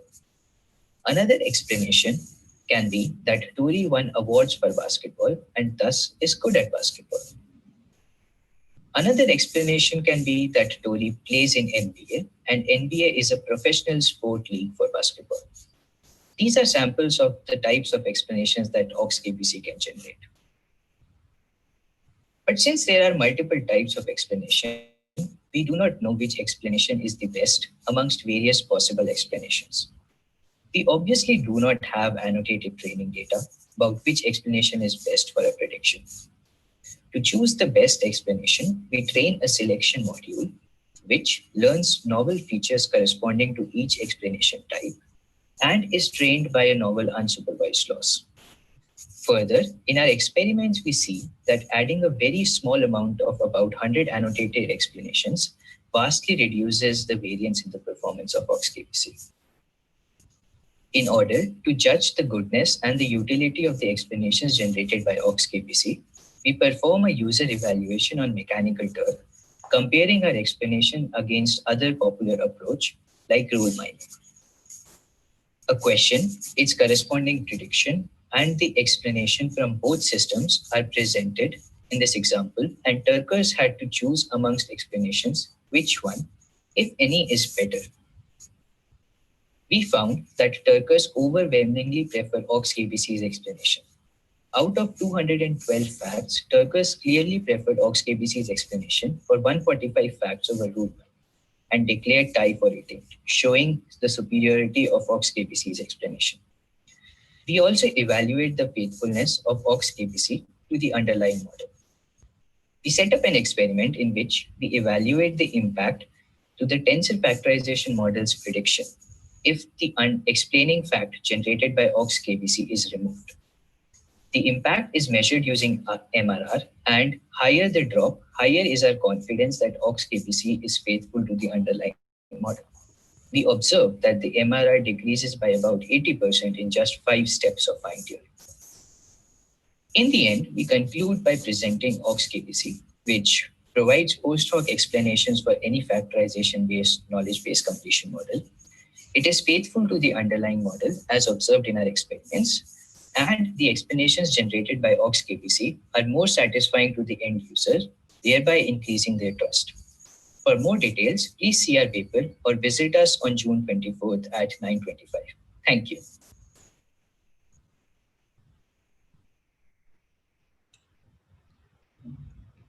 Good afternoon. My name is Georgios Sidiropoulos, and I'm going to present our work on knowledge graph simple question answering for unseen domains. To begin with, knowledge graph simple question answering is the task of answering natural language questions by retrieving a single fact from a knowledge graph. Questions can originate from various different domains, such as books, football, music, so on and so forth. So why is it essential to study knowledge graph simple question answering for unseen domains? Mainly because knowledge graphs are dynamic, meaning that new domains can be added for which there are no available questions.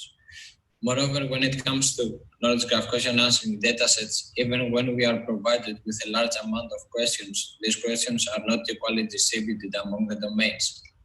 Therefore, performance in the new or the underrepresented domains is expected to be significantly low. The objective here is to train a model in the source domain that can perform well on the target domain, given the fact that source and target have been generated from 2 different distributions. The knowledge graph simple question answering task can be modularized into 3 subtasks: mention detection, candidate generation, and relation prediction. Mention detection detects a single entity mentioned in the question. Candidate generation links this mention to an actual entity node in the knowledge graph, while relation prediction classifies questions into one of the relation types. In preliminary experiments, we noticed that mention detection and candidate generation can scale well to unseen domains. On the other hand, relation prediction has a limited generalization ability. To deal with this limitation, we create synthetic questions originating from the unseen target domain and use them to assist the training of relation prediction. To do so, we modify an existing approach for zero-shot question generation from knowledge graphs. The input of such a model is a fact from a knowledge graph, accompanied by a textual context for every part of the fact. The context of the entities, subject and object, is their type, while for the relation context is the words that appear on the dependency path between the subject and the object mentioned in the sentences, which are collected via distance supervision.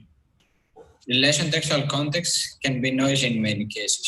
Moreover, it does not provide enough lexicalization, limiting the variety of the generated questions, therefore limiting the relation prediction and the overall performance of the question answering system. To provide better relation textual context, we use a simple keyword extraction method, which is based on distance supervision. And in this way, we achieve more lexicalization and also more variation in the generated questions. Now some results. In this table, we present the relation prediction performance with respect to different synthetic data sources. In the first cell, we have zero-shot scenario where no synthetic data from the target domain are present. In the second cell, Wikipedia sentences extracted from distance supervision are used, while the next 2 cells are the original question generation method and our modification. As we can see, our approach holds the best performance. Here we can see the question answering performance for different question generation and relation prediction methods, while keeping mention detection and candidate generation the same. We can see that our model outperforms the baselines. At the same time, we can see a big gap between our model in the case where human annotated questions of the target domain are available, pointing the direction of future work to better question generation. To conclude, we propose a framework for knowledge graph simple question answering that is applicable to unseen domains. And moreover, we improve knowledge graph question generation by effectively using textual information to model relations of the unseen domains. Thank you for your time.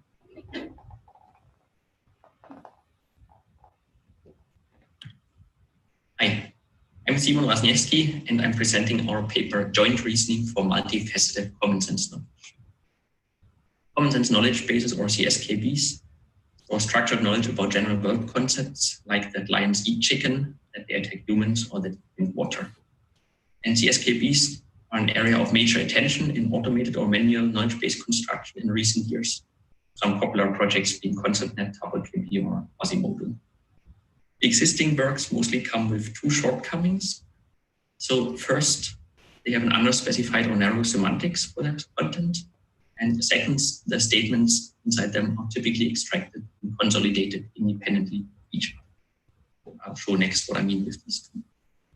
First, let's look at semantics. Consider these three statements: lions eat chicken, attack humans, and drink water. Can you say what these statements really mean?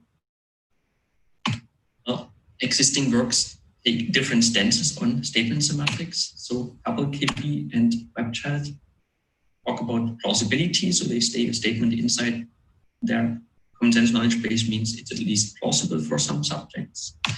ConceptNet implicit talks about typicality. So this should be typical. Quasimodo talks about salience. It aims to collect statements that humans spontaneously associate with concepts. And if you go to information theory, then remarkability or entropy is what characterizes a concept. We are in a situation where we have different competing standards and we need a way to unify them into one. And that's exactly what we did. So like this four-sided die. So we say that each statement has four facets: plausibility, typicality, remarkability, and salience. And for example, lions eating chicken is a plausible thing, but it's not quite a typical, nor what comes spontaneously to the mind of a human, so it's not salient. Lions attacking human is salient and it's also plausible, but it's not quite typical. So most lions never attack any human. And lions drinking water is also typical, but not quite salient. So in the second shortcoming, so isolated statement treatment means if we collect evidence for each candidate independently, then the resulting CSKBs are often incoherent and sparse. We don't have enough observations or possible statements. Our approach is to perform joint reasoning over all candidate statements. So in particular, we exploit taxonomical relations. So if lions are big cats and big cats eat meat, then it makes sense that also lions eat meat. Or if lions live in prides, but their taxonomic siblings, tigers and leopards, don't, then it's presumably salient that lions do live in prides. We exploit statement similarity. So if lions hunt antelopes, it's sensible that they also eat them. Or if elephants can dive, they probably can also swim. And we couple the facets. So if statement is salient, it should be at least plausible, possibly also remarkable. And if something is typical for several taxonomic siblings, then it's less likely that it's salient for any one of them. This way we can ensure coherence of the resulting statements and we can combat sparsity. So we encode this constraint system into a Maxat problem, which we efficiently solve via an integer linear program.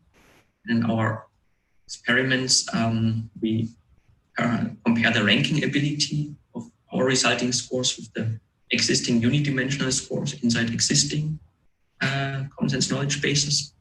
And we find that we outperform them by 8 to 16 points and percentage points in pairwise statement preference. So for example, we ask a human whether it's more typical that lions drink water or kill humans, and then we see whether the scores in the knowledge base reflect it. We can inspect the constraint systems and the resulting statements at ice.mpi-inf.mpg.de. And I thank you for your attention and look forward to your comments.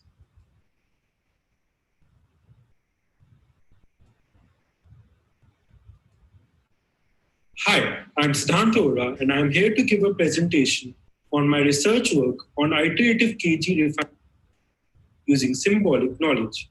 This work was done in joint collaboration with Deepak Sharma at IIT Delhi.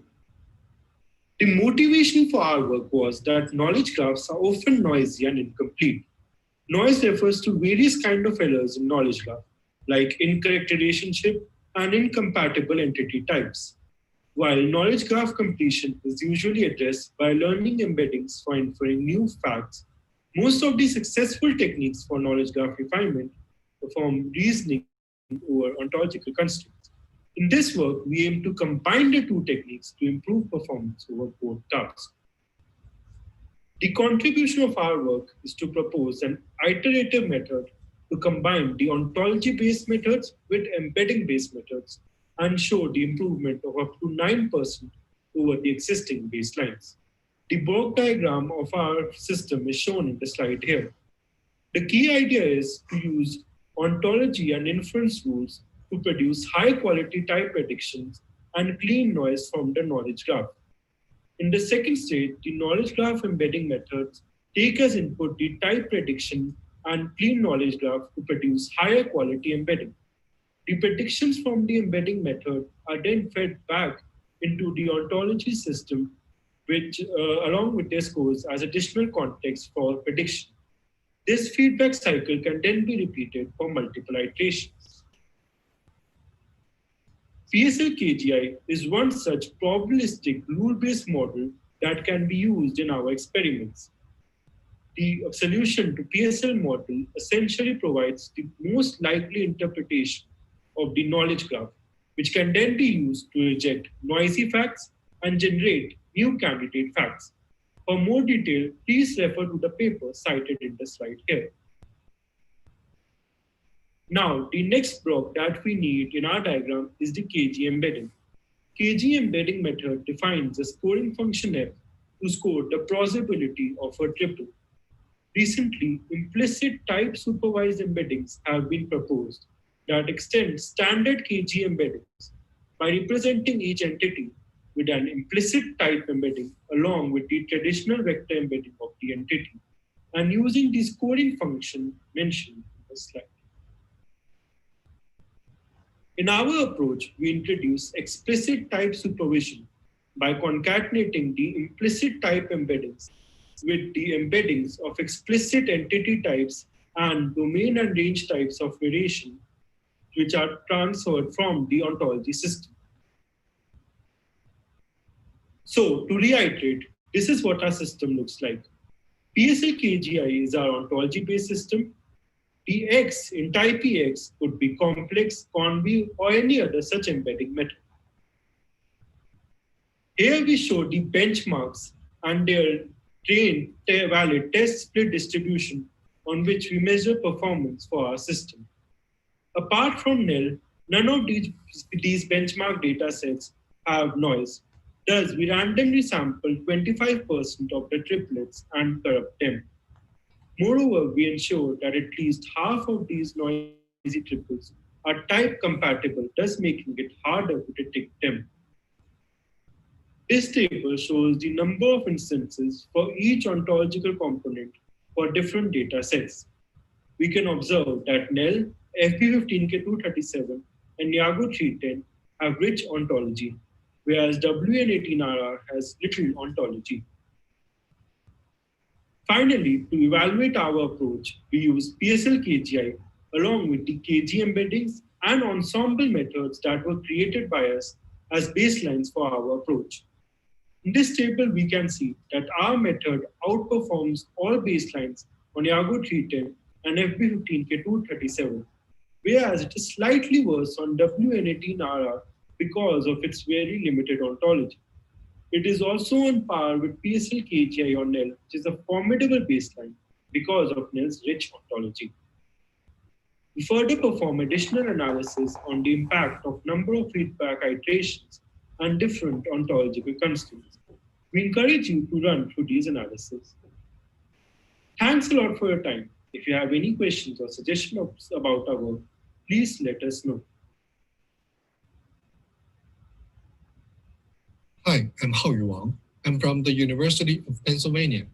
The work I'm going to present today is a joint work with Dr. Kalkani from Stanford University and Professor William Wang from University of California, Santa Barbara. In this work, we propose a new paradigm for learning knowledge graph embeddings, which are deep and contextualized. Inspired by recent advances in learning word representations from deep neural language models, we derive connections between language models and random walks on knowledge graphs. As noted by Perosi et al. In 2014, there exists a similar power law distribution between vertices in knowledge graphs and words that appear in natural language. By leveraging these connections, we learn rich knowledge graph embeddings that are both deep and contextualized.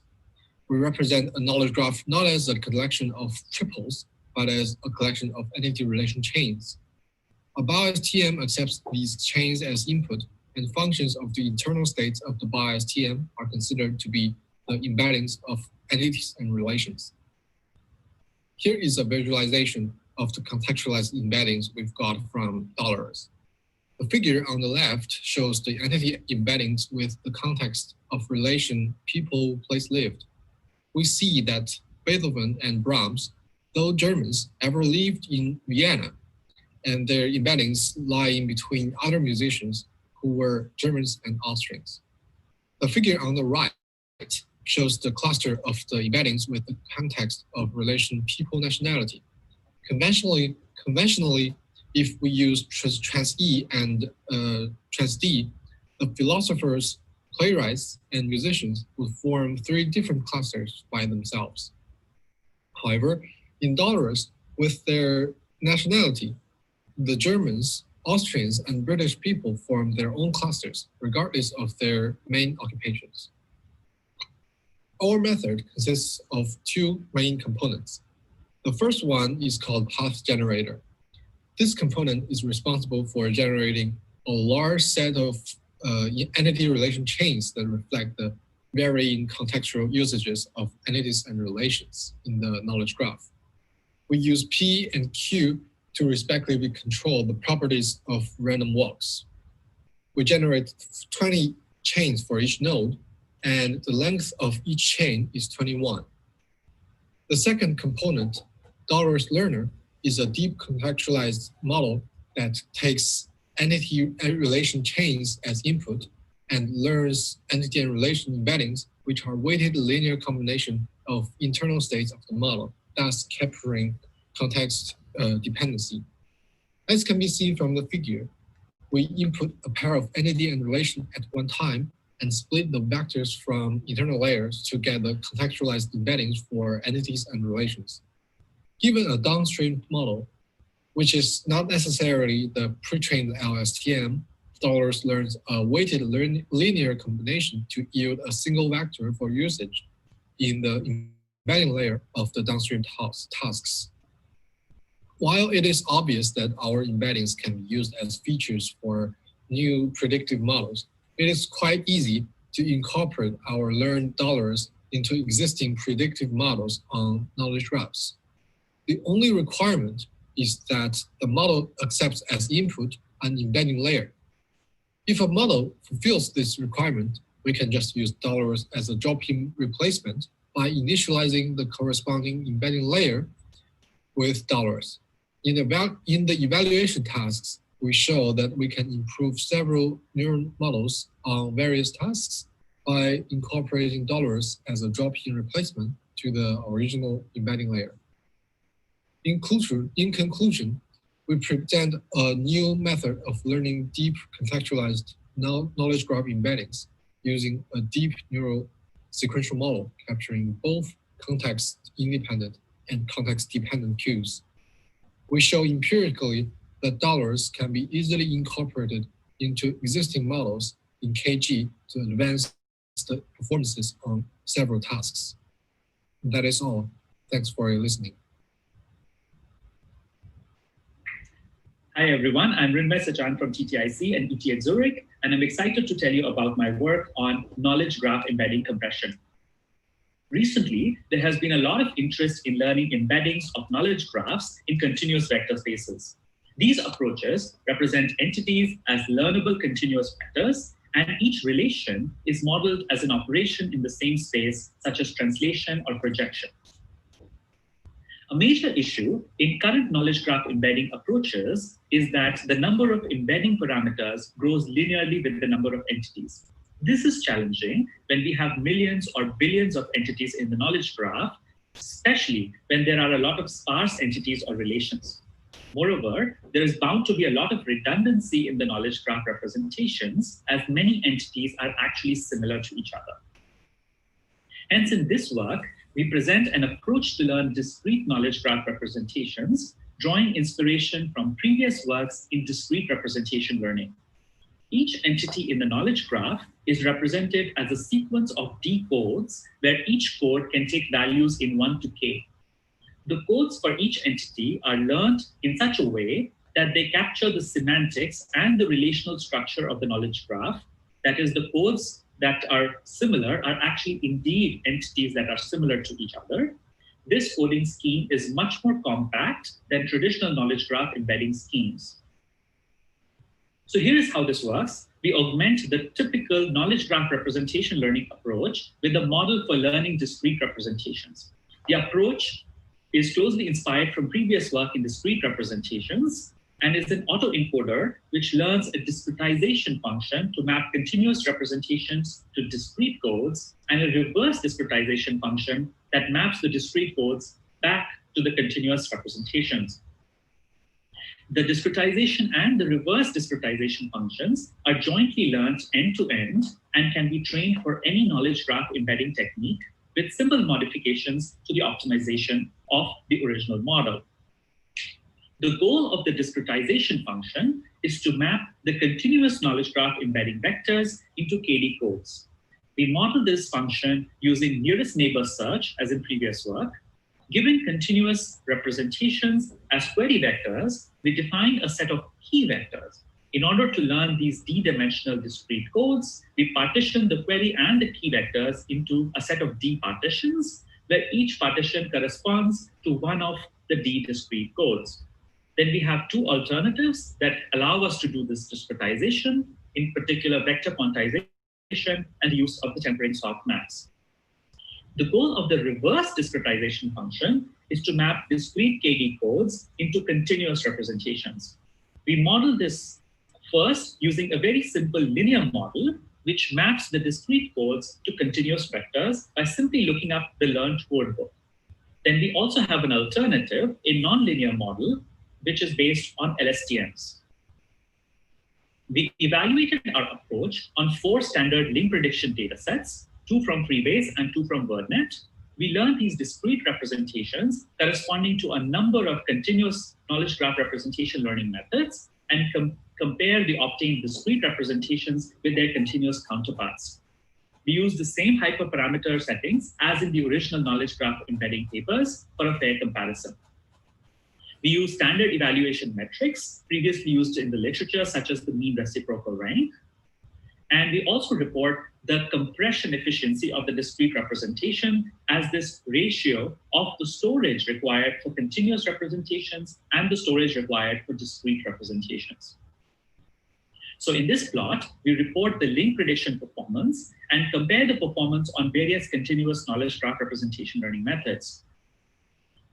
We have 4 discrete representation learning counterparts for each method, which use vector quantization or the tempering softmax for the discretization function, or the codebook lookup and the nonlinear reconstruction for the reverse discretization function. We show that the corresponding compression ratios of the codebook lookup and the nonlinear reconstruction approaches as these labels on the top of these bar charts. We find that the discrete representations sustain only a minor loss in performance and sometimes can actually even be better while be able to obtain significant embedding compression. So for example, here we obtain compression ratios as high as 40 to 500x. We have similar results on other data sets and other kinds of analysis in the paper, so I encourage you to read it. Thank you.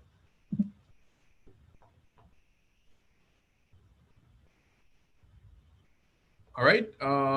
Thank you, everyone. So now we're going to go to our invited talks, and Matt is going to do the introduction.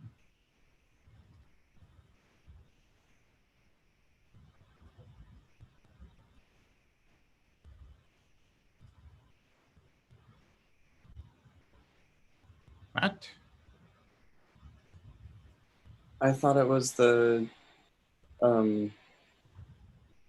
poster sessions now.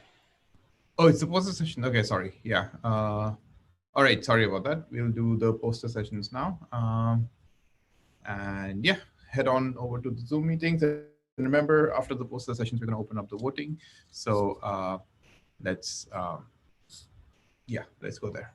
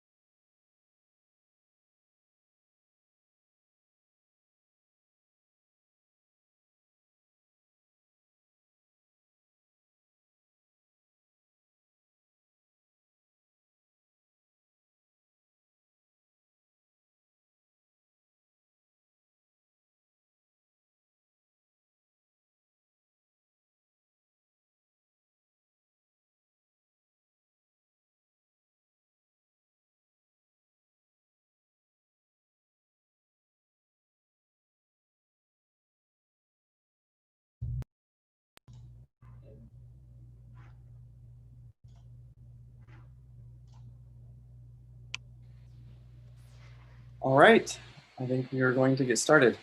Welcome back, everyone, to the last session of talks at AKBC 2020.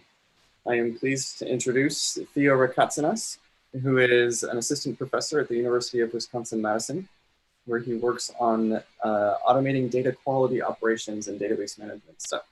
He works on data integration, data cleaning, and uncertain data. Theo's work has earned several awards, including an Amazon Research Award in 2017, a Best Paper Award at SDM in 2015, and the Larry S. Davis Doctoral Dissertation Award in 2015. Theo, welcome, take it away.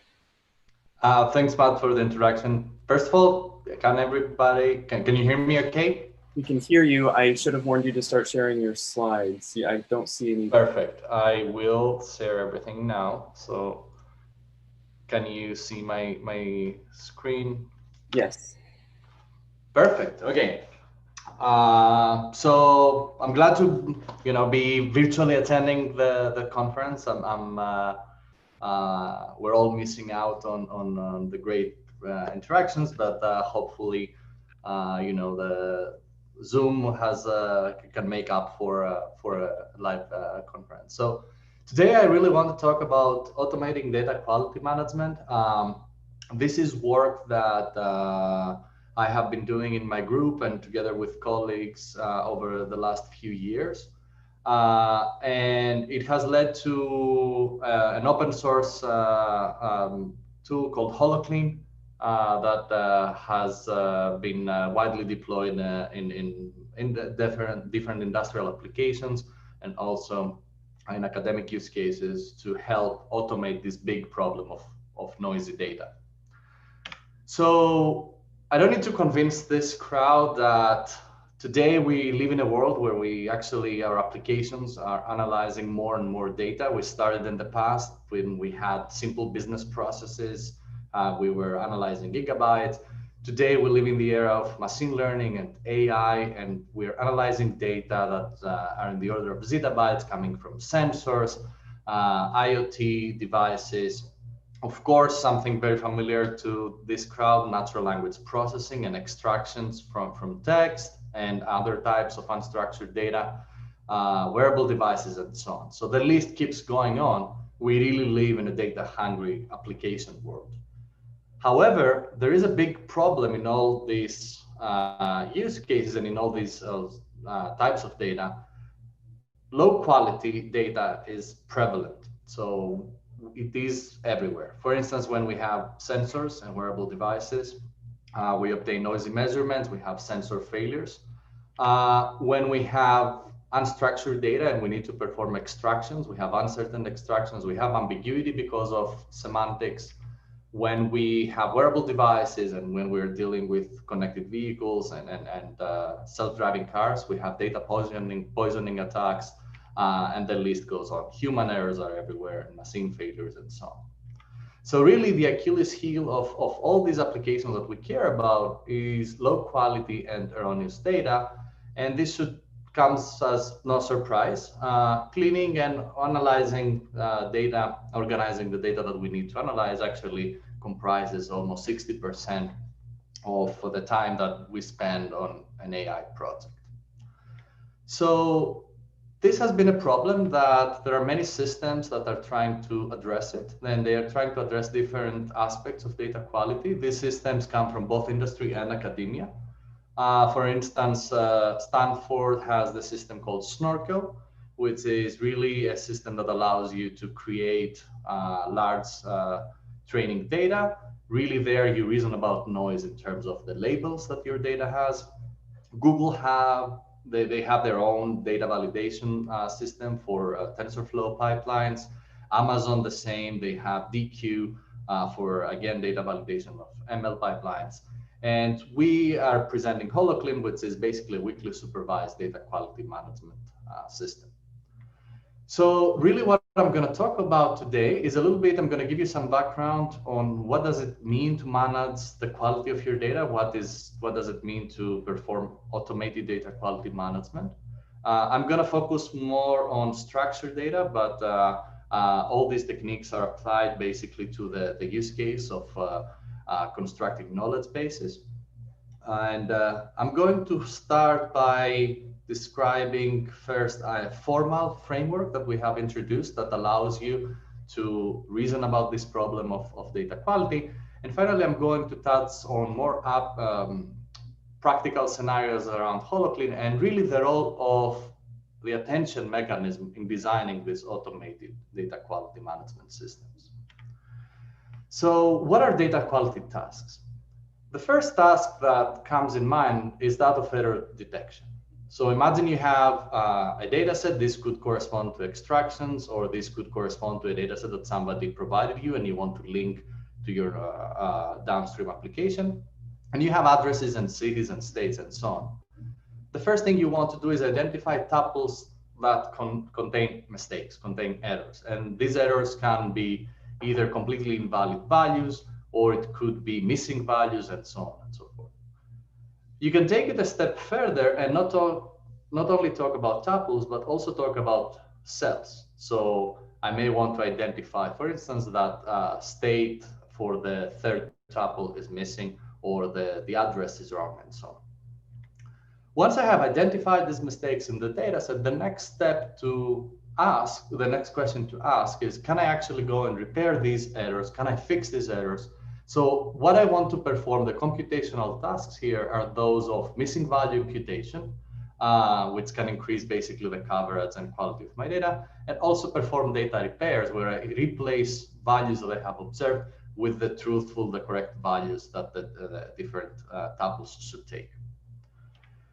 So data quality, many people think just of these computational tasks, but I want to argue that it's not just about the data itself. It is all about, it lives in certain context. It is about context. For instance, when you want to design data quality management solutions, you not only take into account the data set, but you want to take into account external knowledge that we have about this data. For instance, in many cases, you may have business rules and logic that you want to apply to guarantee or improve the quality of your data. Examples of those are integrity constraints in relational systems, or even domain constraints that you have. You may have external data sets that you want to link and be like catalogs or existing manually curated knowledge bases that you want to link to your data and help fix these mistakes. And of course, you want to exploit inherent statistical dependencies and properties of the data, like data redundancy. It allows you to recover certain values, exploit repeated patterns, and recover missing values or fix mistakes. And finally, there is this other task that you need to take into account, which is, okay, certain downstream applications may not require cleaning at all. So should I actually go and pay the cost for performing data cleaning and performing and managing spending the cost to improve the quality of my data? So what is the power of context? I would like to dive a little bit deeper into different types of context that allow you to perform different tasks in data quality management. And then I will go into models about capturing this context and enabling automated solutions to these different tasks. So imagine that I want to identify tuple validation. So I want to identify if different entries are correct. I can just rely on domain constraints, for instance, to find these tuples.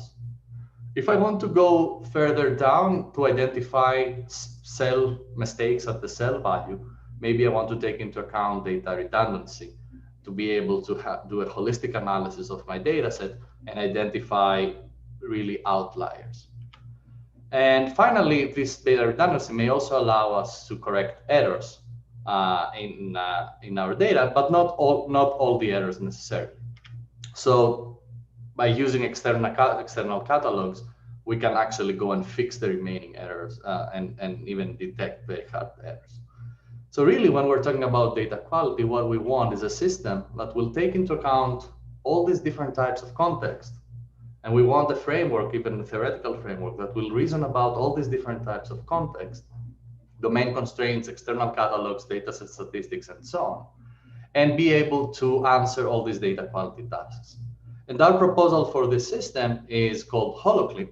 So HoloClean really learns a model of how clean data is generated and how errors are introduced, and casts all data quality operations or problems as inference queries basically over these learned models. So for the remaining of the talk, I will talk about the main ingredients of HoloClean. HoloClean is based on a formal probabilistic framework for data quality. This framework is inspired by the noisy channel framework in natural language processing and allows us to understand when we can perform automatic data quality ops, to what are the types of guarantees we can provide to the downstream applications and so on. The second part of HoloClean is that of more practical view on the problem of data quality operations, and really an instantiation, a practical and powerful instantiation of this theoretical model that relies on weakly supervised machine learning models, specifically deep self-supervised neural networks, to actually offer an effective and practical solution for automated data quality operations. So let's start with the theory part and talk a little bit about this formal framework. How can we reason, how can we think about mistakes in our data, and what are the different operations? Can we find a unified framework to formally define these data quality operations? Really, this is work that has been done already in terms of the abstractions in natural language processing. So we adopt the noisy channel model, and the whole premise there is that we see an observation in the noisy world. And really our goal is, given that observation, to go and identify what was the correct world that generated this noisy observation. So we have this notion of a clean, intended, if you will, as I will talk about later, data source. And we have a noisy channel that performs, introduces noise and errors and mistakes in our observed data, and we only have access to this observed data and try to identify the clean version of the data. So formally, you can cast this basically as an inference problem over this conditional distribution, where you're trying to find the world that best explains your noisy observations. So how can we translate this model from natural language processing to databases, or if you will, to structured data, so that we can capture all the different contexts that I talked about before? The first part is that we define this notion of a clean intended database. This is nothing more than a probabilistic data generator that gives you what the structured data that you have should look like. So think of it as every time I am getting a database, this is just a sample from that distribution. This distribution goes over the noisy channel transformation. We refer to it as a realizer. And what I see at the end is this unclean version of my initial sample, where now I have mistakes, I have potentially flipped values, I may have duplicates, and so on and so forth. We can now start reasoning formally about the problem of data quality by introducing really the joint distribution between the two operations that we perform. So first, we need to define the distribution of what is really the intended data set that we wanted. And the way we propose, the model we propose takes two components into account that exactly tries to capture the context that I talked about before. The first component is simply a model of the density over the tuple value assignments in my expected clean version of the world. And the second one tries to capture more higher level, if you will, biases like constraints or external catalogs towards that define basically what is a consistent version of this world. Think of it as follows. I can sample the probability distribution over my tuple assignments, but then if I have specific constraints, if this sample does not satisfy any of these constraints, I should get a huge penalty so that the probability of that world goes to zero. Having this model, this description of what is our intended version of our data, we can now talk about our noisy channel. And this is nothing more than a conditional distribution that observes a sample from the previous distribution and really describes how transformations or noise is injected in the data. I won't go into details here, but in our work, we consider different types of models, starting from simple random noise in our work in ICDT-19 to more advanced adversarial models in recent work where we focus specifically on the problem of robust mean estimation and so on. But it's the whole idea of a noisy channel model repeated again over different instantiations of our realizers. An example realizer, an example noisy channel, for instance, could be that of just editing in a probabilistic manner, transforming our initial data. So we have a distribution over the observed value and the space of transformations we can apply. So given these types of probabilistic definitions of our intention and our noisy channel, the realizer, really what data quality management boils down to is two groups of problems. The first one is that we want to use the unclean version of our data to estimate these distributions. So we want to learn the intention and the realizer, ideally without any labels. So just by having access to the unclean data. And if we have access to these models, data quality management is nothing more than inference. Error detection, we can try to identify distributional discrepancies between our observed data and the intention, the distribution that characterizes the intended database. Or we can even perform data repairs by performing marginal inference or map inference over our observed noisy data.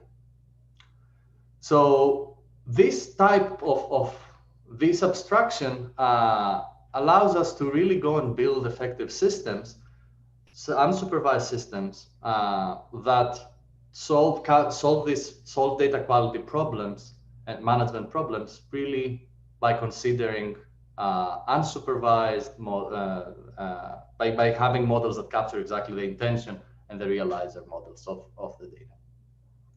So I will switch gears now for the remaining of the talk on providing you an overview of these systems that we have built.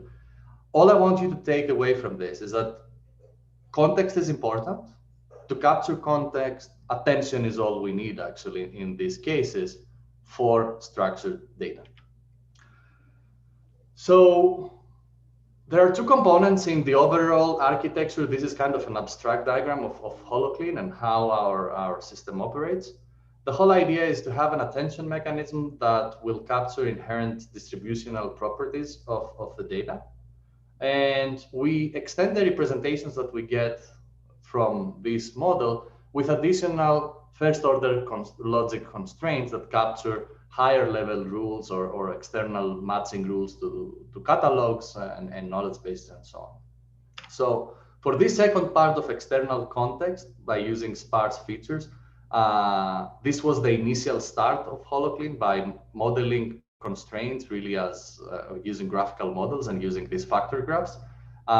We present an inference and learning over these models can be expensive.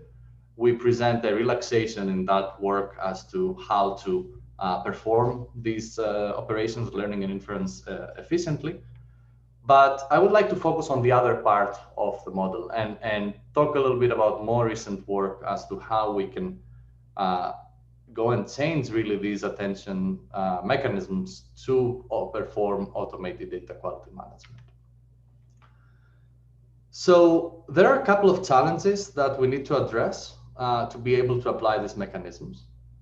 The first challenge is that of modeling mixed distributions. Right now, when we want to talk about realistic settings in structured data, we want to have models that we can encode continuous values. We want to encode text values. We want to encode categoricals. So really we have these mixed distributions.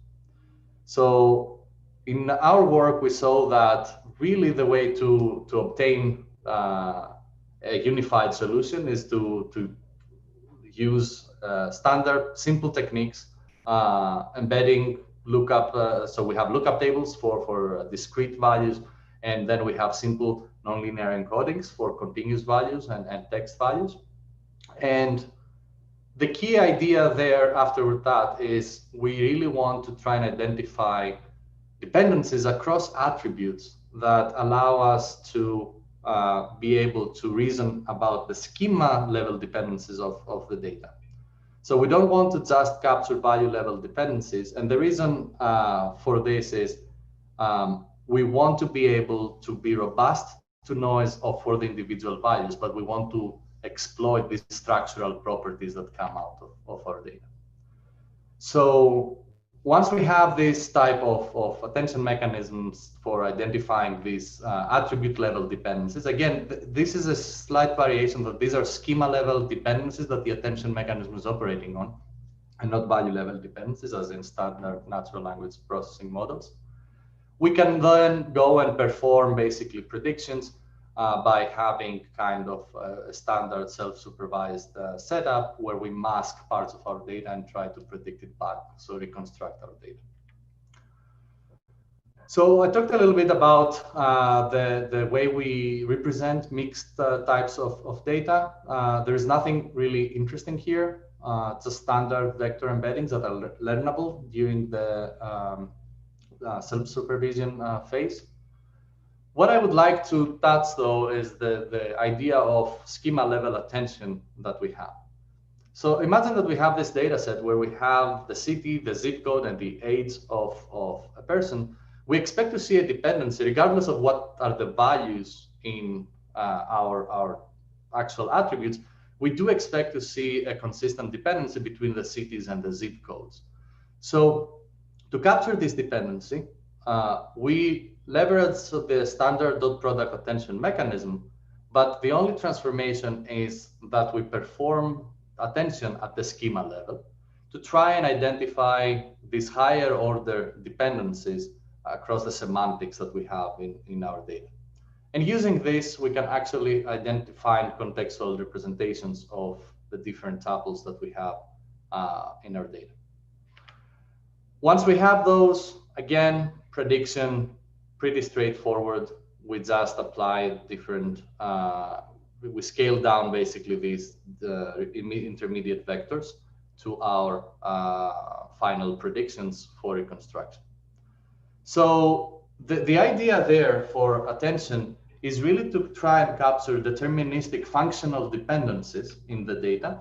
As I will show you later, allow us to perform certain tasks like imputation much more effectively than more rich models, if you will, like using, for instance, XGBoost and gradient boosting and random forest. And it also allows us to understand, give more interpretable results to users. More recently, so this attention mechanism that I talked about is really at the schema level. More recently, we have also explored more advanced, more involved, if you will, mechanisms where we try to extend beyond schema level dependencies to value level dependencies as well and have a mixed representation. Think of it as ExcelNet for structured data. And the whole idea behind these models is really to have a more robust training mechanism for learning these internal representations of our data.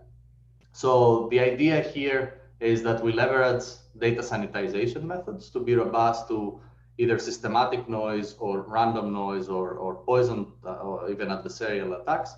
And the whole, the high level intuition is that during early training, before your model has overfitted, you can really identify, distinguish between which tuples were clean by monitoring the reconstruction loss that you're getting during training. We're kind of blending basically the learning the noisy tunnel, if you will, from the previous theoretical model and learning the intention of the data by saying now that we don't care really what our noisy tunnel, what is the distribution of injecting noise, but we can detect that noise was injected by monitoring the reconstruction loss. Then we remove that and just allow our model to focus on learning the intended distribution of our data.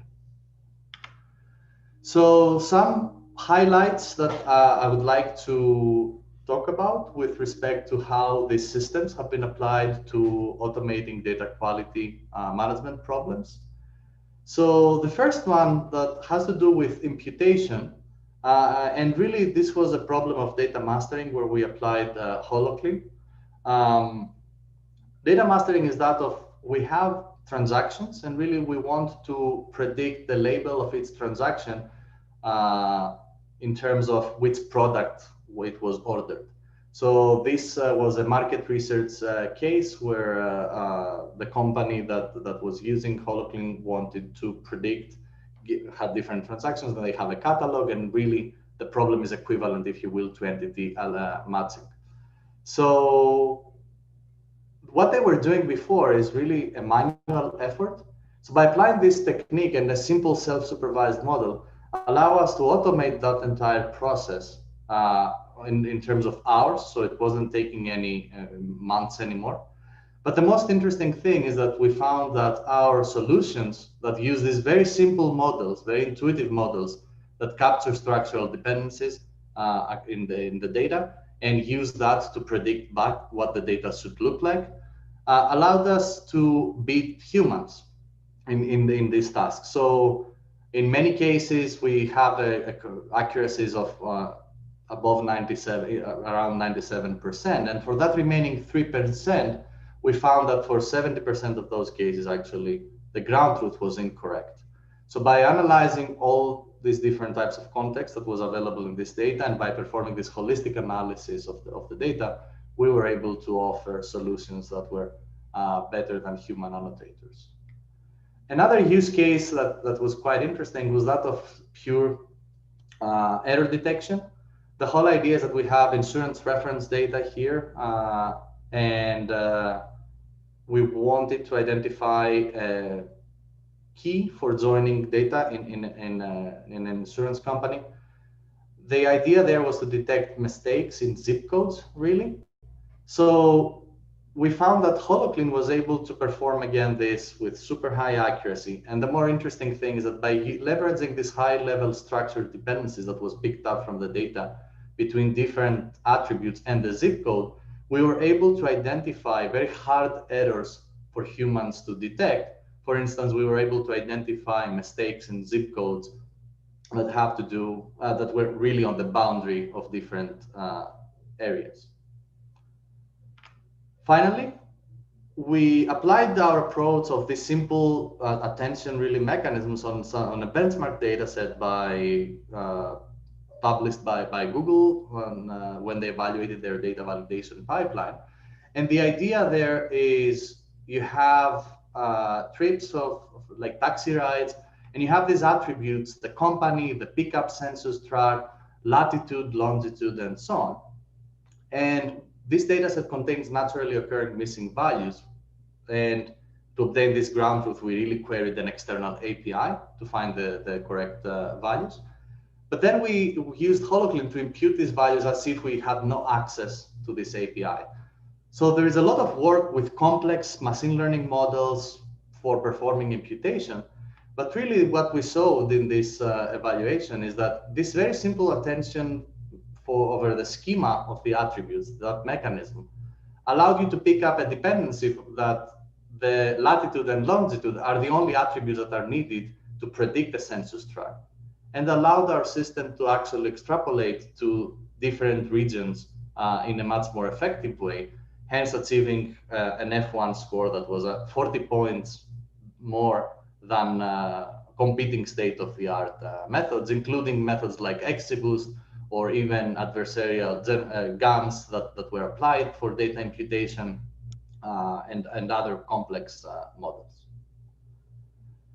So really the key here that I want you to take away is that of how can we leverage context in an effective way. So context is the key for automating data quality operations. In fact, it allows you to even understand when you can even automate these operations. And I just gave you a very quick and very brief overview of the system Holoclean that we have built and how to attack data quality operations through these statistical perspective, and the fact that all we need to do is try to learn from noisy data how the clean data should be distributed, and then data quality operations corresponds us to inference queries. With that, I would like to thank you, and I'll be happy to take any questions. Thank you, Theo, for a wonderful talk.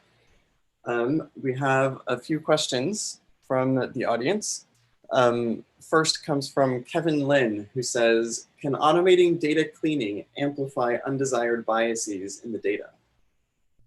Absolutely. It can, especially, so there are two types of cleaning that you can perform, and one can introduce biases. If you're very careful to just perform filtering in some cases, then there are ways that you can avoid introducing biases. And we have work there that tells you basically what are the conditions. You can view this problem as that of really sparse recovery. It connects to that. When you're performing imputations, you have to be careful that you are operating in a regime where the required, there are certain requirements that need to be satisfied for your cleaning to be successful and not introduce bias. And that is, on average, you don't want to be in an adversarial setup. So on average, you want the noise to be significantly less than your data. Then if you're careful enough as to how you perform imputation, you can avoid introducing biases. If you do it naively, you can definitely introduce biases with data cleaning. One example that introduces huge biases, by the way, and every practitioner does it, is if you have missing values and you have a structured data set and you go and perform coordinate-wise mean imputation, you are introducing huge biases. And it's actually quite wrong. It's quite a mistake. Yeah, I guess kind of related to that is if I have some function with like that is in some sense deterministic but has rare values, I guess that's kind of like the sparse problem that you were thinking.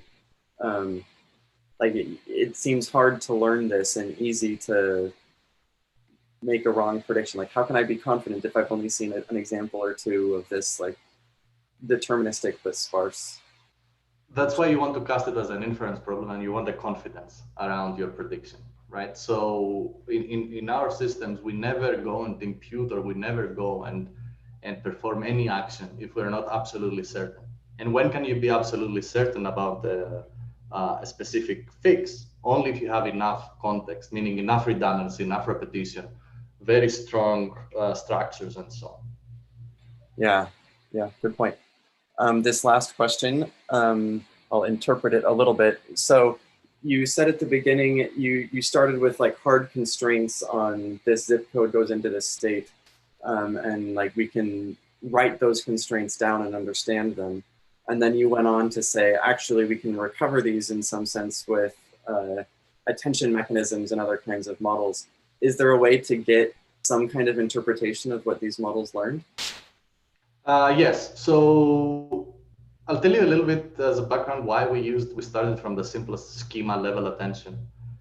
In other work that we have, where we demonstrate how you can detect these constraints by just doing structured learning over your data, really by learning the precision matrix over your data.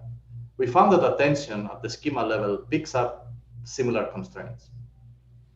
So I didn't show a heat map, but if I would encourage you to read our latest work in MLSys 20. What we saw is that these attention mechanisms, they're even directional, and they allow you to go and understand. They're very sparse. And when you have these functional dependencies, they will actually recover them. I still do not understand fully why and explain it. I cannot explain it how, and I don't have a nice theory behind it.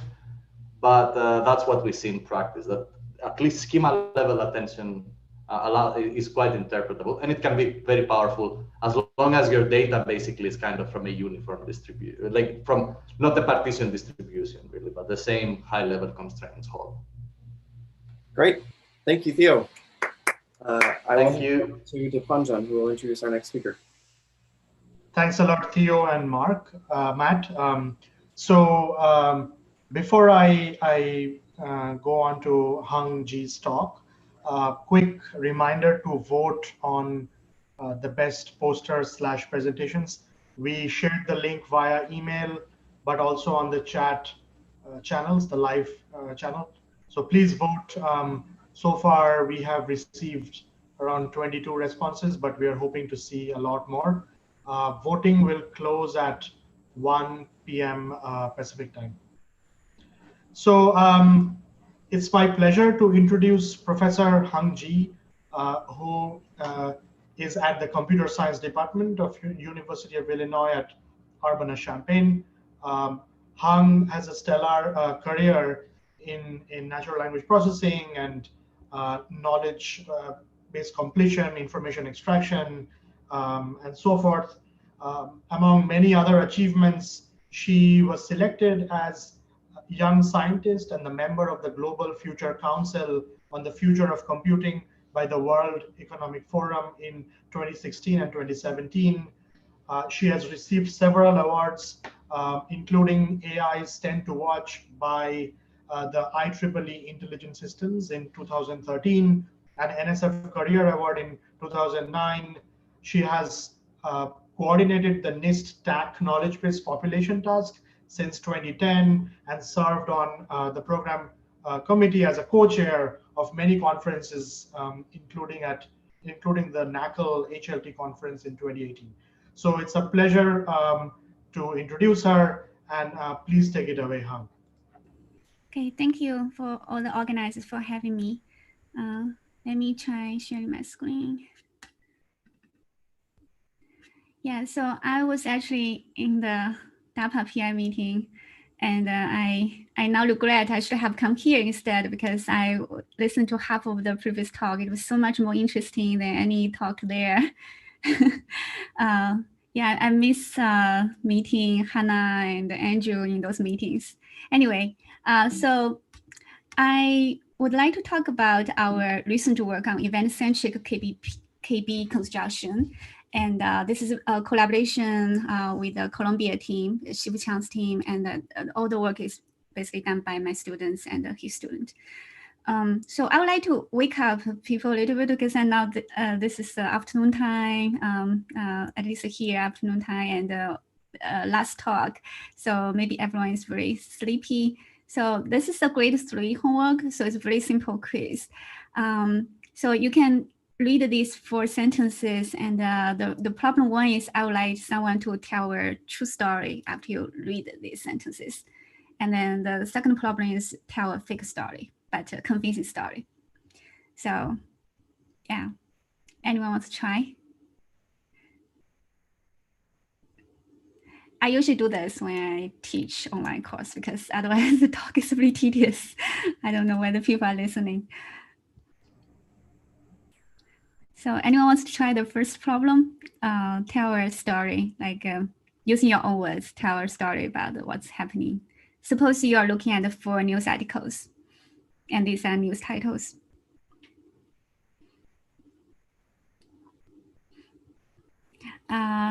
If no one wants to try, I would just look at maybe the list and just pick up some random people.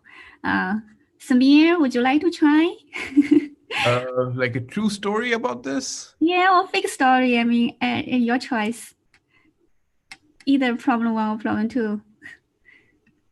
I guess Hans.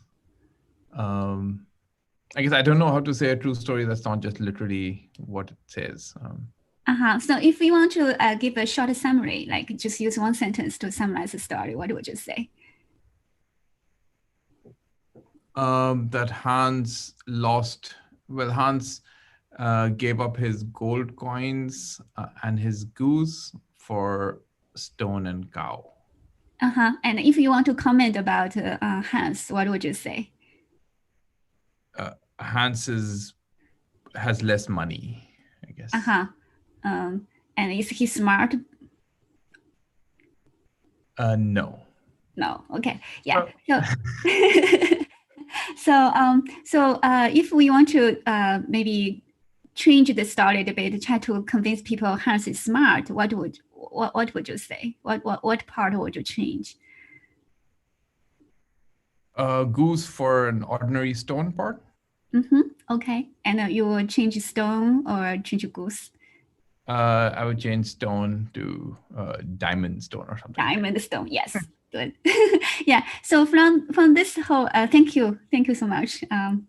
So Samir made a great homework for both problems, and we can see, from what he said, we can see, the fake one still have the main characters, right? So we didn't change the Hans to someone else.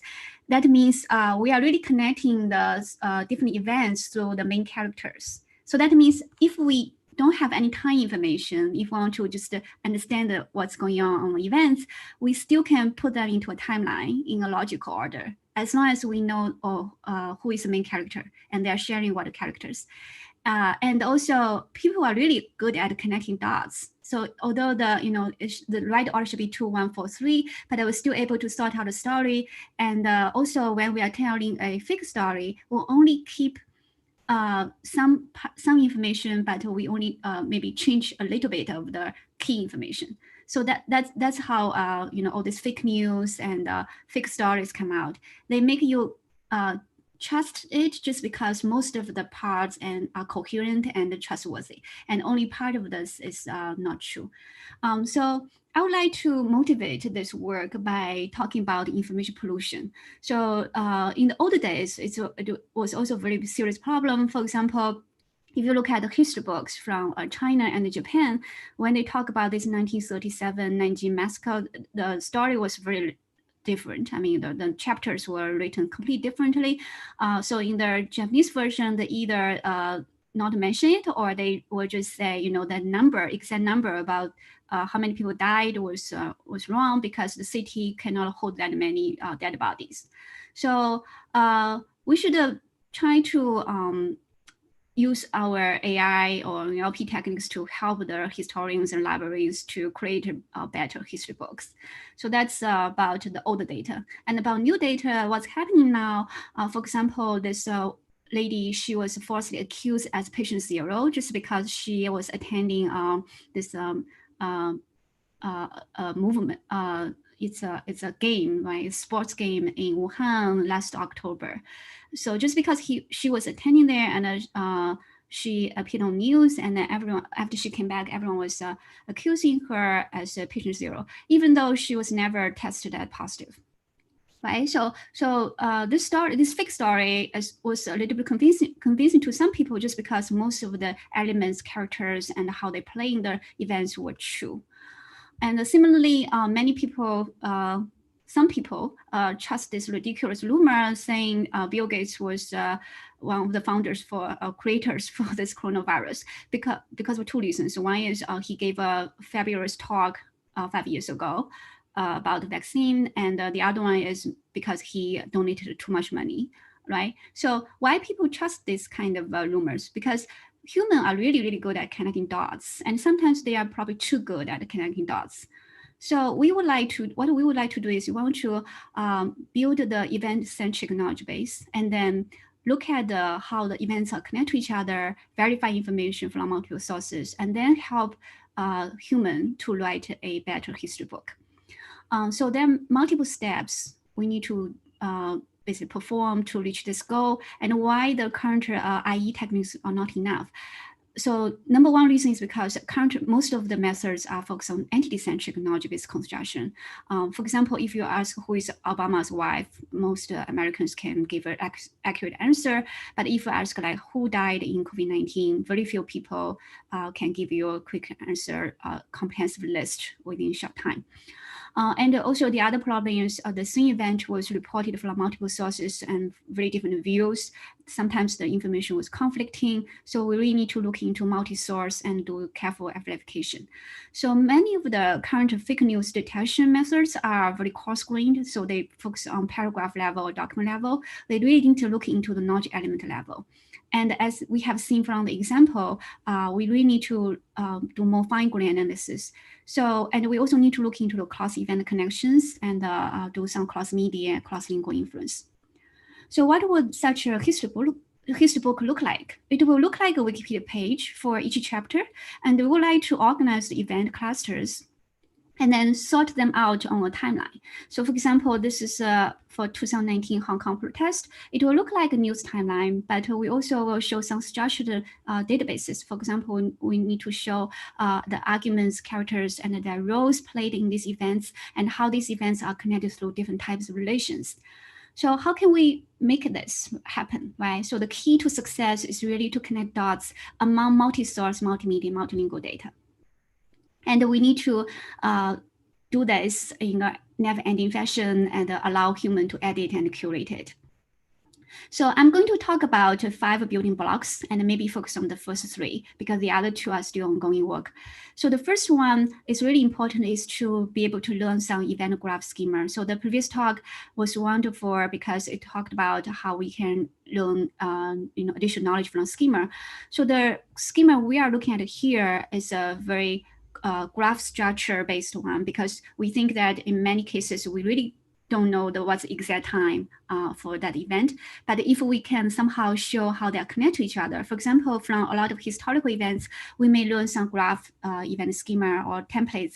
If a country sent a troop and weapons to another country, maybe there will be an attack happening in that destination. So this is a common pattern we can discover from multiple event instances. For example, these 2 events, they involve different instance level entities and roles, but if we generalize them, we can get this event graph schema. And then what we can do is we can do careful selection about this path to see which of them are salient and coherent. So we try to learn a path language model based on frequency to see which one is more salient, and then check every 2 paths to see how likely they appear in the same document, because one discourse is usually coherent.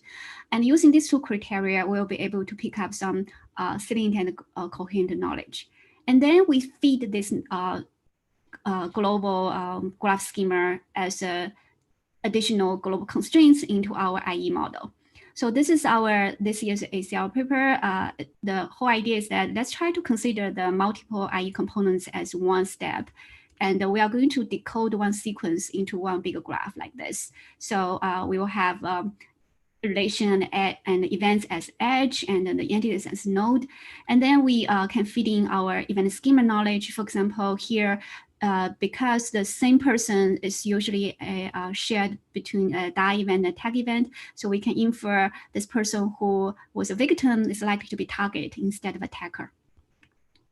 And by doing this, we can outperform state-of-the-art system that Hannah's team did, I think, last year in MLP.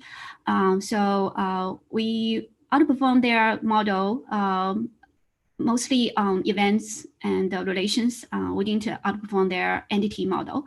And the good thing about this model is very clean and it's very simple. And we can also use multilingual embedding so that you can merge multiple languages training data into one model. So we made it publicly available, and it's available for multiple languages.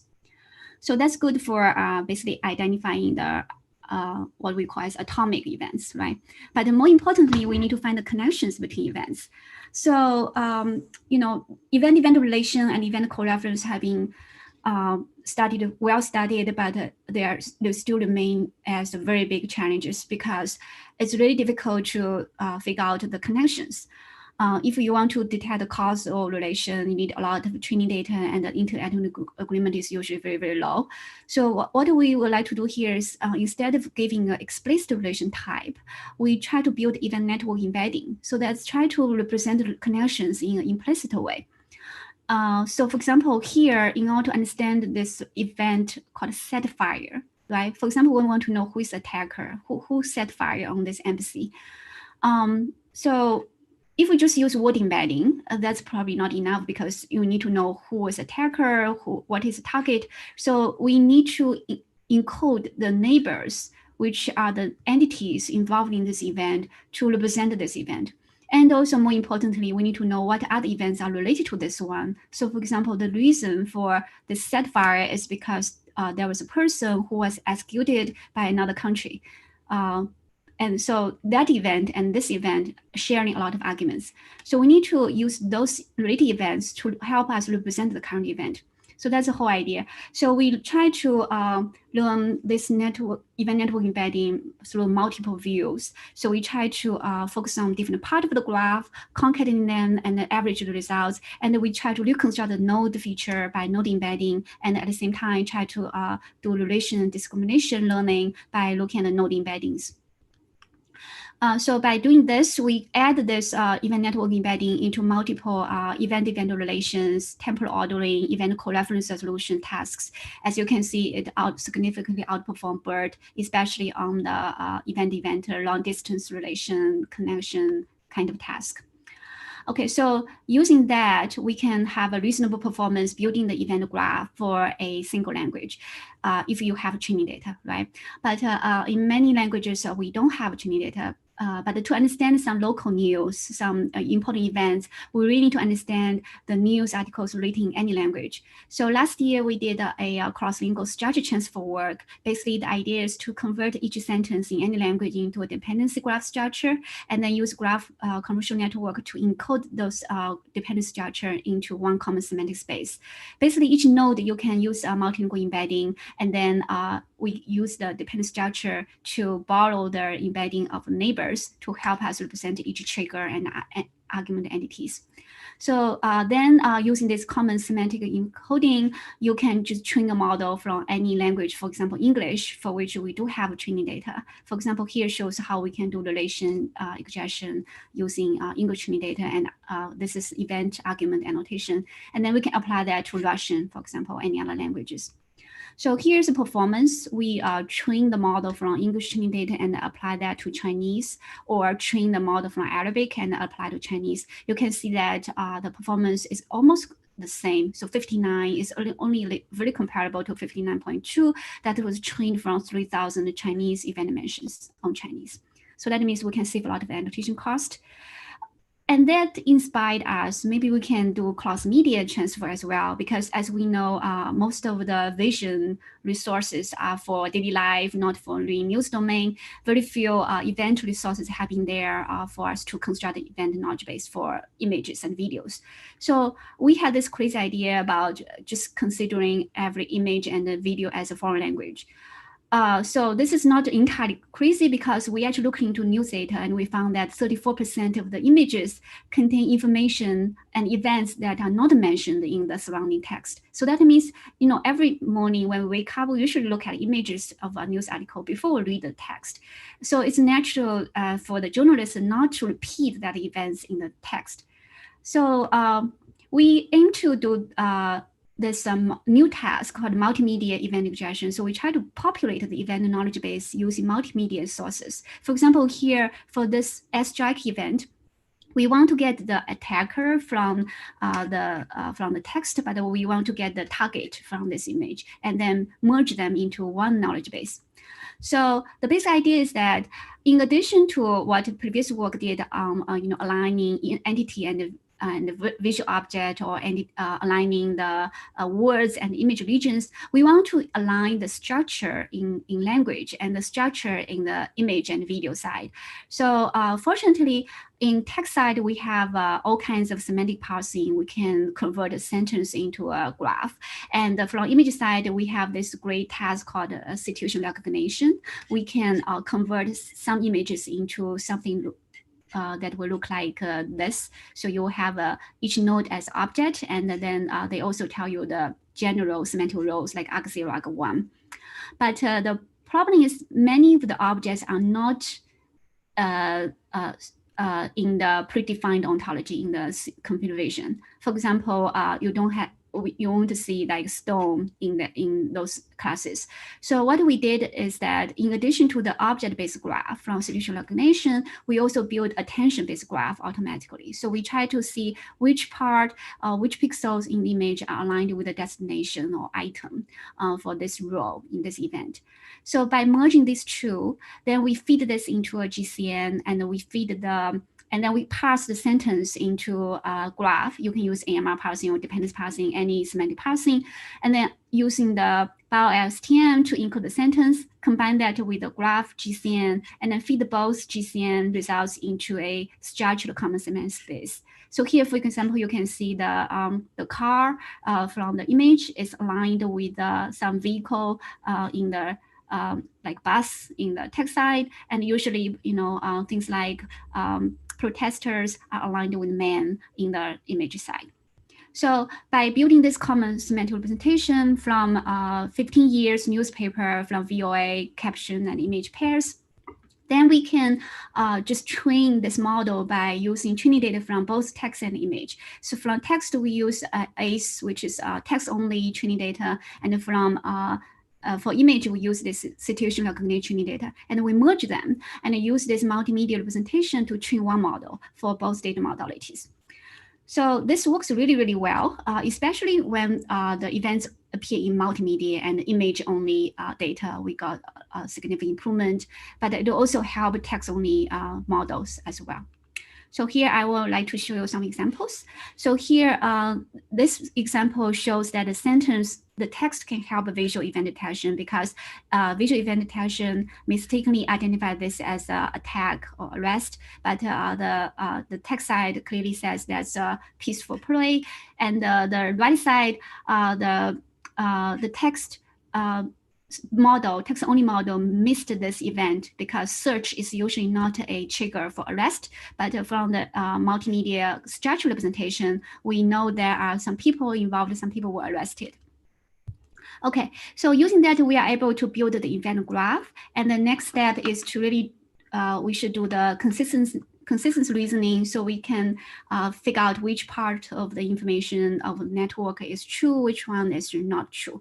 So here's an example I read from CNN News. So if you just read the text side, they were reporting that the police was attacker. The police throw the petrol bombs to protesters. But if you actually play the 1 hour video carefully, you can see the petrol bomb came out from the shopping mall. And based on background knowledge and based on the cross-media consistent checking, you can then infer the attacker for this particular event was protesters. So that means we not only need to do this event co-reference or event-event relation for a single data modality, we also need to do the cross-media connection detection. So we used the multimedia representation I just mentioned for cross-media co-reference, event co-reference resolution. The performance is also much better than any model learned for a single data modality. And this flat representation is also cross-media representation, but it did not look into the graph structure. Okay, so putting things together, what we would like to do ultimately is to look at multiple dimensions. We want to look at the context and look at the knowledge elements coming from multi-source, and then also look at the confidence from provenance from each data modality, each language, and then we can do a truth finding. So ideally, the weights of knowledge elements or the structures should be propagated across these different dimensions. So this is still ongoing work. I don't have any results to show, but I just want to say, on top of what we can do from IE or knowledge-based construction, this final step is really actually the most critical step. So, and then after we do the verification, we should be able to tell a story, right? So we should rewrite a narrative, or maybe revise the narrative and maybe summarize it. So one key aspect I didn't mention in those efforts was the time, right? So a human written chapter usually sort out the events along the timeline. So it's really important to detect time for each event. But unfortunately, more than 85% of events don't have explicit time or date in news articles, because many of them are hidden somewhere, and also the writer, the journalist, assumes that you have already read a lot of background news, so you can infer the time by yourself. So, for example, if we only look at the sentence level event time argument injection, we won't be able to figure out these red slots for all of these events. So we can only say this is infinite. I don't know about time. But if you look at our event network, then we can infer the time for some events from the time for its related events. For example, if we know the release usually happen after sentence, then you can infer the end date the earliest end date for sentence to be the same as release. Similarly, for appeal usually happens after before refuse. So you can use the refuse time to infer when this person appealed. So so we can do this kind of propagation, but we need to do this in a smart way. So again, inspired from our event network embedding, we construct this event graph construction, and then the event connections are built based on their shared arguments. And then using event-event temporal relation ordering, we can then infer the directions about how we should propagate time information. So using this, we can get about 3.7 absolute gain on exact match and more than 12% matching if we compare this to sentence level local argument annotation. So, and actually that local annotation was done manually. So, so that's all I want to say about news domain. I just want to quickly mention about some ongoing efforts we have started since March. So I was, in those, I know this talk is being recorded, but I just want to say a lot of research in this domain has been driven really by our government stakeholders, right? So if they are interested in, for example, Ukraine, Russia conflict, we will have to focus on that. But recently, I'm very glad to see more efforts are being shifted to social good, right? So we have been trying to apply all of these techniques to COVID-19 scientific literature because there are just too many papers published every day. On average, it's about 1,000 papers, new papers published every day. So we processed all those papers from AI2 and from other sources, APIs on IH, and we build the knowledge graphs. So this is still very preliminary results. So we now can do this coarse-grained entities and a more fine-grained relation event, and we build the knowledge graph. And our ongoing work is to apply exactly what we did for news using the joint neural IE and cross-source verification and try to enrich ontology to more fine-grained types. And now, and also multimedia. So based on collaboration with the Professor Chang's group at Columbia, we're able to actually generate the geographic purpose report using this entity and event detection from literature. So here I just give you one example. So the question is about whether there is any in vitro data available for this drug if I want to try it, right, for coronavirus, COVID-19. So from these results, we can see we not only provide evidence sentences from knowledge graph matching, but also we can analyze the subfigures and do the entity grounding, exactly like what we did for the news domain, and then return some really good answers.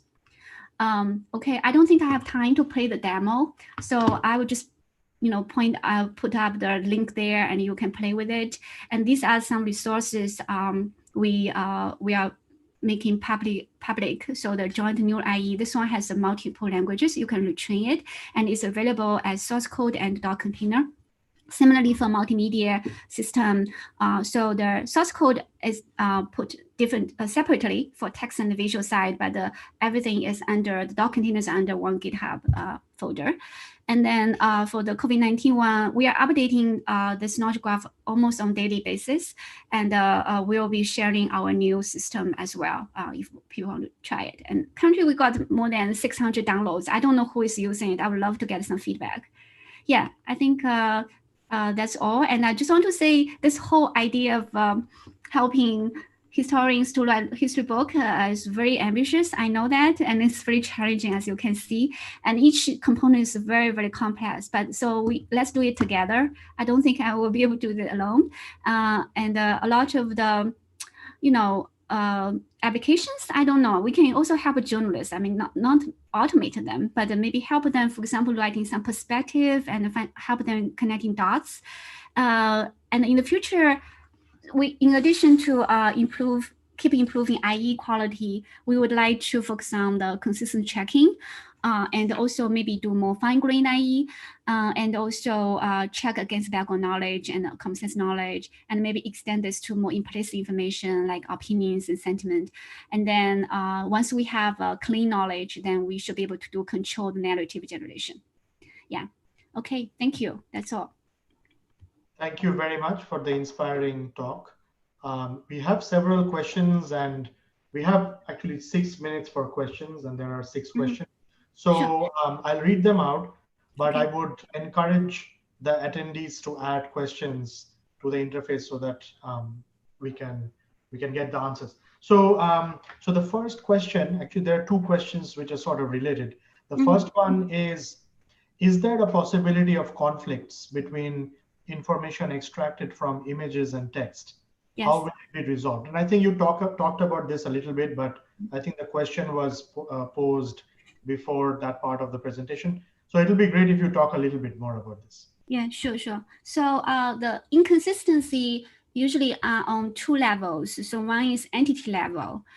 So as I said, I think maybe this is maybe from an NLP person point of view, I still think, our advances are a little bit more ahead of what CV can do on event detection and entity detection, especially for news domain. So for example, they don't have any real training data for face recognition for unknown person, right? So what they did usually is they rely on what we can do automatically on the captions, and then they ground those entity names to the corresponding regions of the images. So that's how they build the training data. So that means any errors we produce from the text side will be propagated into their training of the system. So that means their system usually is a little bit behind us.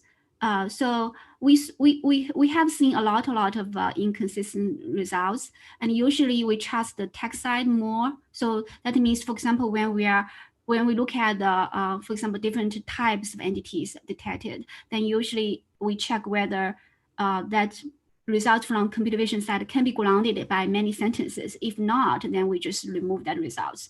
That's like ad hoc solution we are doing now. But I think in the future, we probably need to borrow this multidimensional framework, as I mentioned. We need to look into the source, the confidence value, and then do probabilistic reasoning. We are not doing that yet. Also, we did the cross-media event co-reference resolution. So that one is done in a probabilistic way. So we did use a confidence value, and we use global knowledge. So for example, for each entity, we link them to Wikipedia, Wikidata, and try to see whether which one makes more sense. Event is trickier, especially when it happens through rows. Usually we know the event type, but we mistakenly identify the structure of the argument rows. And again, in most of the times, the results from text side are better. But sometimes when the trigger is really ambiguous, when we cannot find the arguments from the sentence level, then we will trust the image side. But I think the short answer is we do have a solution, but most of the current solutions are based on some global rules and constraints learned from training data. So we need to do better. Yeah. Great. Thank you. There's a similar question here. So very quickly. So how can you represent events that appear in topically similar documents, but may disagree on the outcomes of the event? So I think I'm trying to interpret this. I think what they're trying to say is, one event, which we agree that the event happened, but the text may disagree, right? There may be two different perspectives. So how do you consolidate that information, or how do you express that information in your model? Yeah.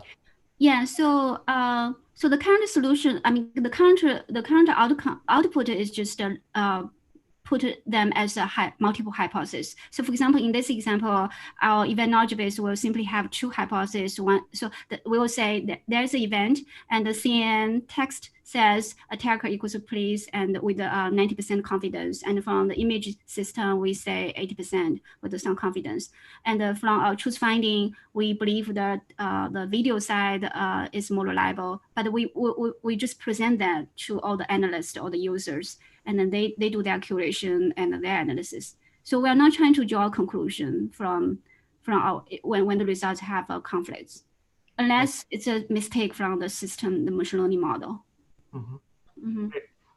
So then I think we can do one or two more questions. So one more question is, some people frame structured prediction as question answering or language completion / Are explicit graphs needed for events, or can question answering be used as the main format? Yeah. I love that question. Actually, I'm a big fan of Claire Cardy's this year's ACL paper. I strongly recommend everyone read it. So she has a paper about doing event injection using QA.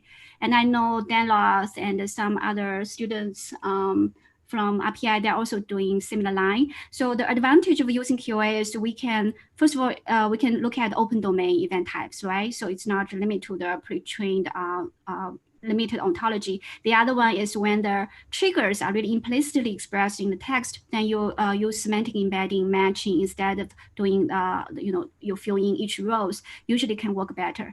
But my guess is these two methods are complementary and there's some opportunity to collaborate. Yeah, but I really like that direction and I recommend everyone to read Claire's paper. Yeah. Great. Thank you very much for answering these questions. There are several more. I will send them to you by email. So okay. Would you be able to attend the hallway? Yes, yeah, I do. Yeah. Sorry, I'm not able to control my answering time because I cannot see anyone's face. Yeah, but I will make sure I answer those questions by email. Thank you. Yeah. Thanks a lot. All right, so there's been a slight change of plans. Instead of transitioning to hallway straight away, we decided to do the closing remarks right now.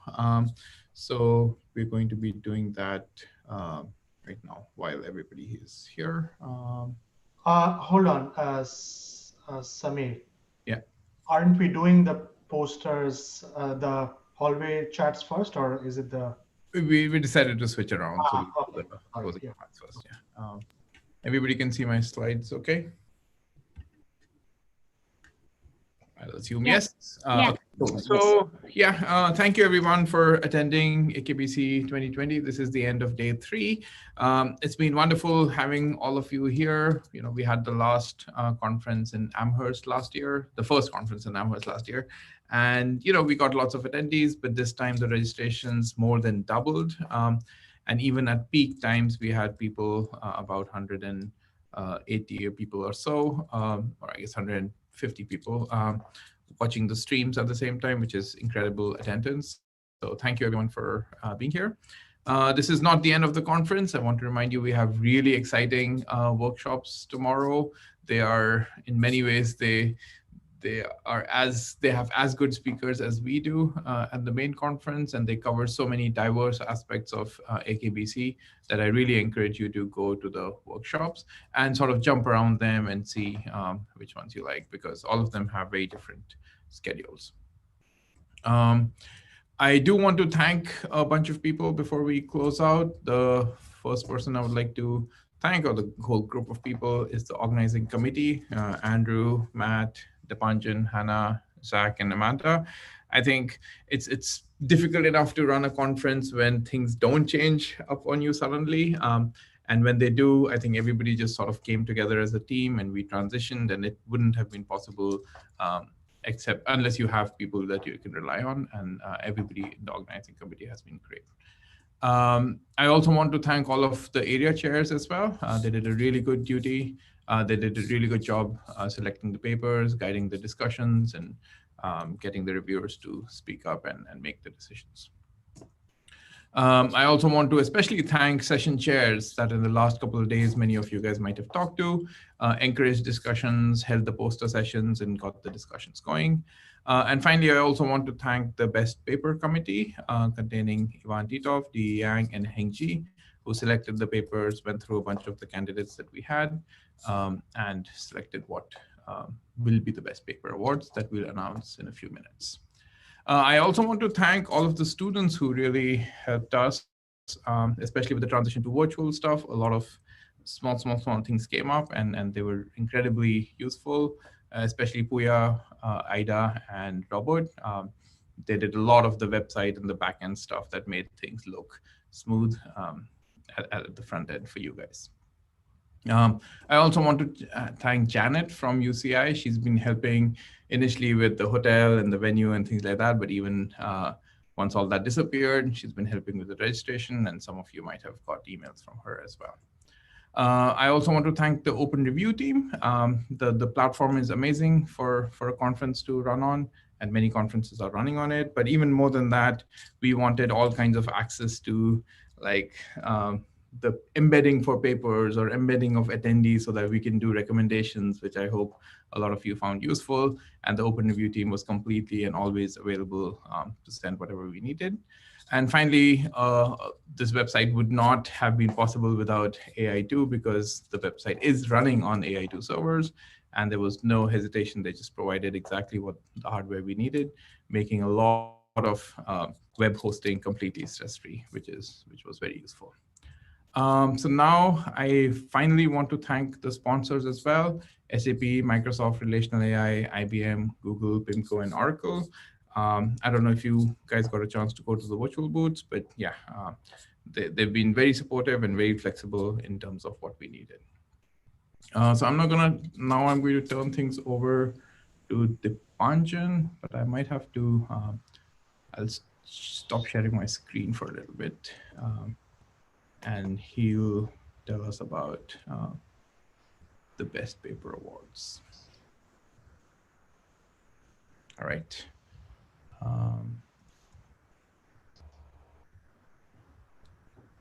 Share screen again.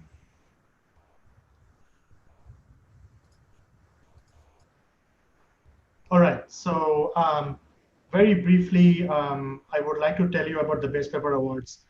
As Samir said, we had an independent Best Paper Award committee who judged the nominees. They selected 5 nominees. So they are simple approach to case-based reasoning and knowledge bases. Second is procedural reading comprehension with attribute-aware context flow. Graph Hawks, neural network for forecasting on temporal knowledge graphs, how context affects language models' factual predictions, and revisiting evaluation of knowledge-based completion models. So these 5 papers were presented on the first day during the spotlight session, and the live discussions with authors also happened on the same day. And the Best Paper Award goes to how context affects language models' factual predictions. So congratulations to all the authors. This was a fantastic paper, really well reviewed. Yeah. And the Best Poster Award, which was determined just in the last 1.5 hours, is enriching knowledge bases with interesting negative statements. And this came from the remainder of the papers that were not nominated for the Best Paper. So congratulations to the authors for this really well-received poster. So I would now hand it back to Samir. Thank you.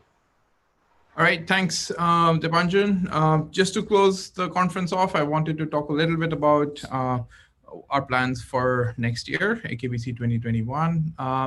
Firstly, I'd like to announce the AKBC 2021 program chairs, and we are really, really excited to have Danchi and Jonathan as our program chairs. So yeah, I'm pretty excited about them. You heard Jonathan today, and you've seen Danchi around in the sessions, and she's also organizing a workshop tomorrow, so you'll see her there.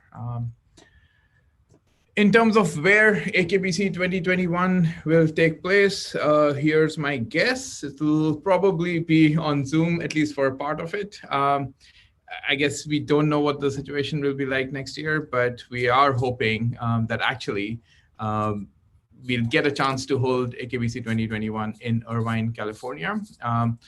And if there are, situation requires zooming in, we'll support that, but it'll be great to see people face to face if that's safe. Just for people who don't know where Irvine is, and this is for people from last year, this might be familiar. It's pretty close to LA. In fact, getting to Irvine is incredibly easy. You can get here by air, and the airport is literally 10 minutes away. This is the evidence for the proof for why I think it's 10 minutes away from where the conference is going to take place. And this airport is not just a small airport. It's actually connected to a bunch of places on the West Coast, every hour flight to Bay Area, and pretty convenient to Seattle and stuff, but also to the rest of the United States. I think it's an international airport because it goes to Mexico as well, but I wouldn't claim that it is. But yeah, a lot of the US has direct flights, and then one hop away, you can get to many places all over the world. I know nobody wants to think about flying right now, but we'll maybe think about this in another 6 months or so. There are also a bunch of other airports like LAX and LGB, which are like much close to, which are pretty convenient to get to Irvine. And it's also pretty easy to drive to from the neighborhood. I just want to show a few photos just to sort of remind you guys what outdoors looks like, but also maybe get you excited about Irvine. So this is, for example, where the conference will take place. This is right on campus. Here are a couple of shots of things around Irvine. This is, for example, we are pretty close to the ocean, 10 minutes, 15 minutes drive away. And you can see it looks amazing. Here is what a zoomed in view of that looks like, where this is a pretty old photo at this point, but you can see people are pretty much practicing social distancing in this because the beaches are so big and so large, you don't really need to huddle together. And this is what it looks like when the sun starts setting. So with that, I hope you're all excited about seeing each other next year at AKBC 2021, whether it's on Zoom or in person, is time will tell, I guess. But yeah, it would be wonderful to have you here. Just to close things off, I want to make sure if you guys have any feedback for us, it can be as simple as like, hey, the conference was not at the right time, or any feedback about the meeting format, whether the virtual format worked. Specifically, I think it's not as good for junior researchers. So if there are any ideas you have for how we can make that better, virtual social activities to get people networking better, any of these things, just feel free to drop us an email, and we'd love to hear from you. Yeah, I think with that, I am going to close off the session. So just one final note, Samir all too modestly left himself off the list of thank yous, and I want to personally thank Samir and really the entire committee again for your resilience, for your mutual support, for your support of AKBC. You're a tremendous team, and you're all ready to be congratulated for doing tremendous work under difficult circumstances. I will see everyone during the sessions during the rest of the day and at the workshops, and I look forward to seeing many of you again next year. Thank you. All right, thanks, and let's close it off. See everyone at the hallway chats. Yeah. All right, bye.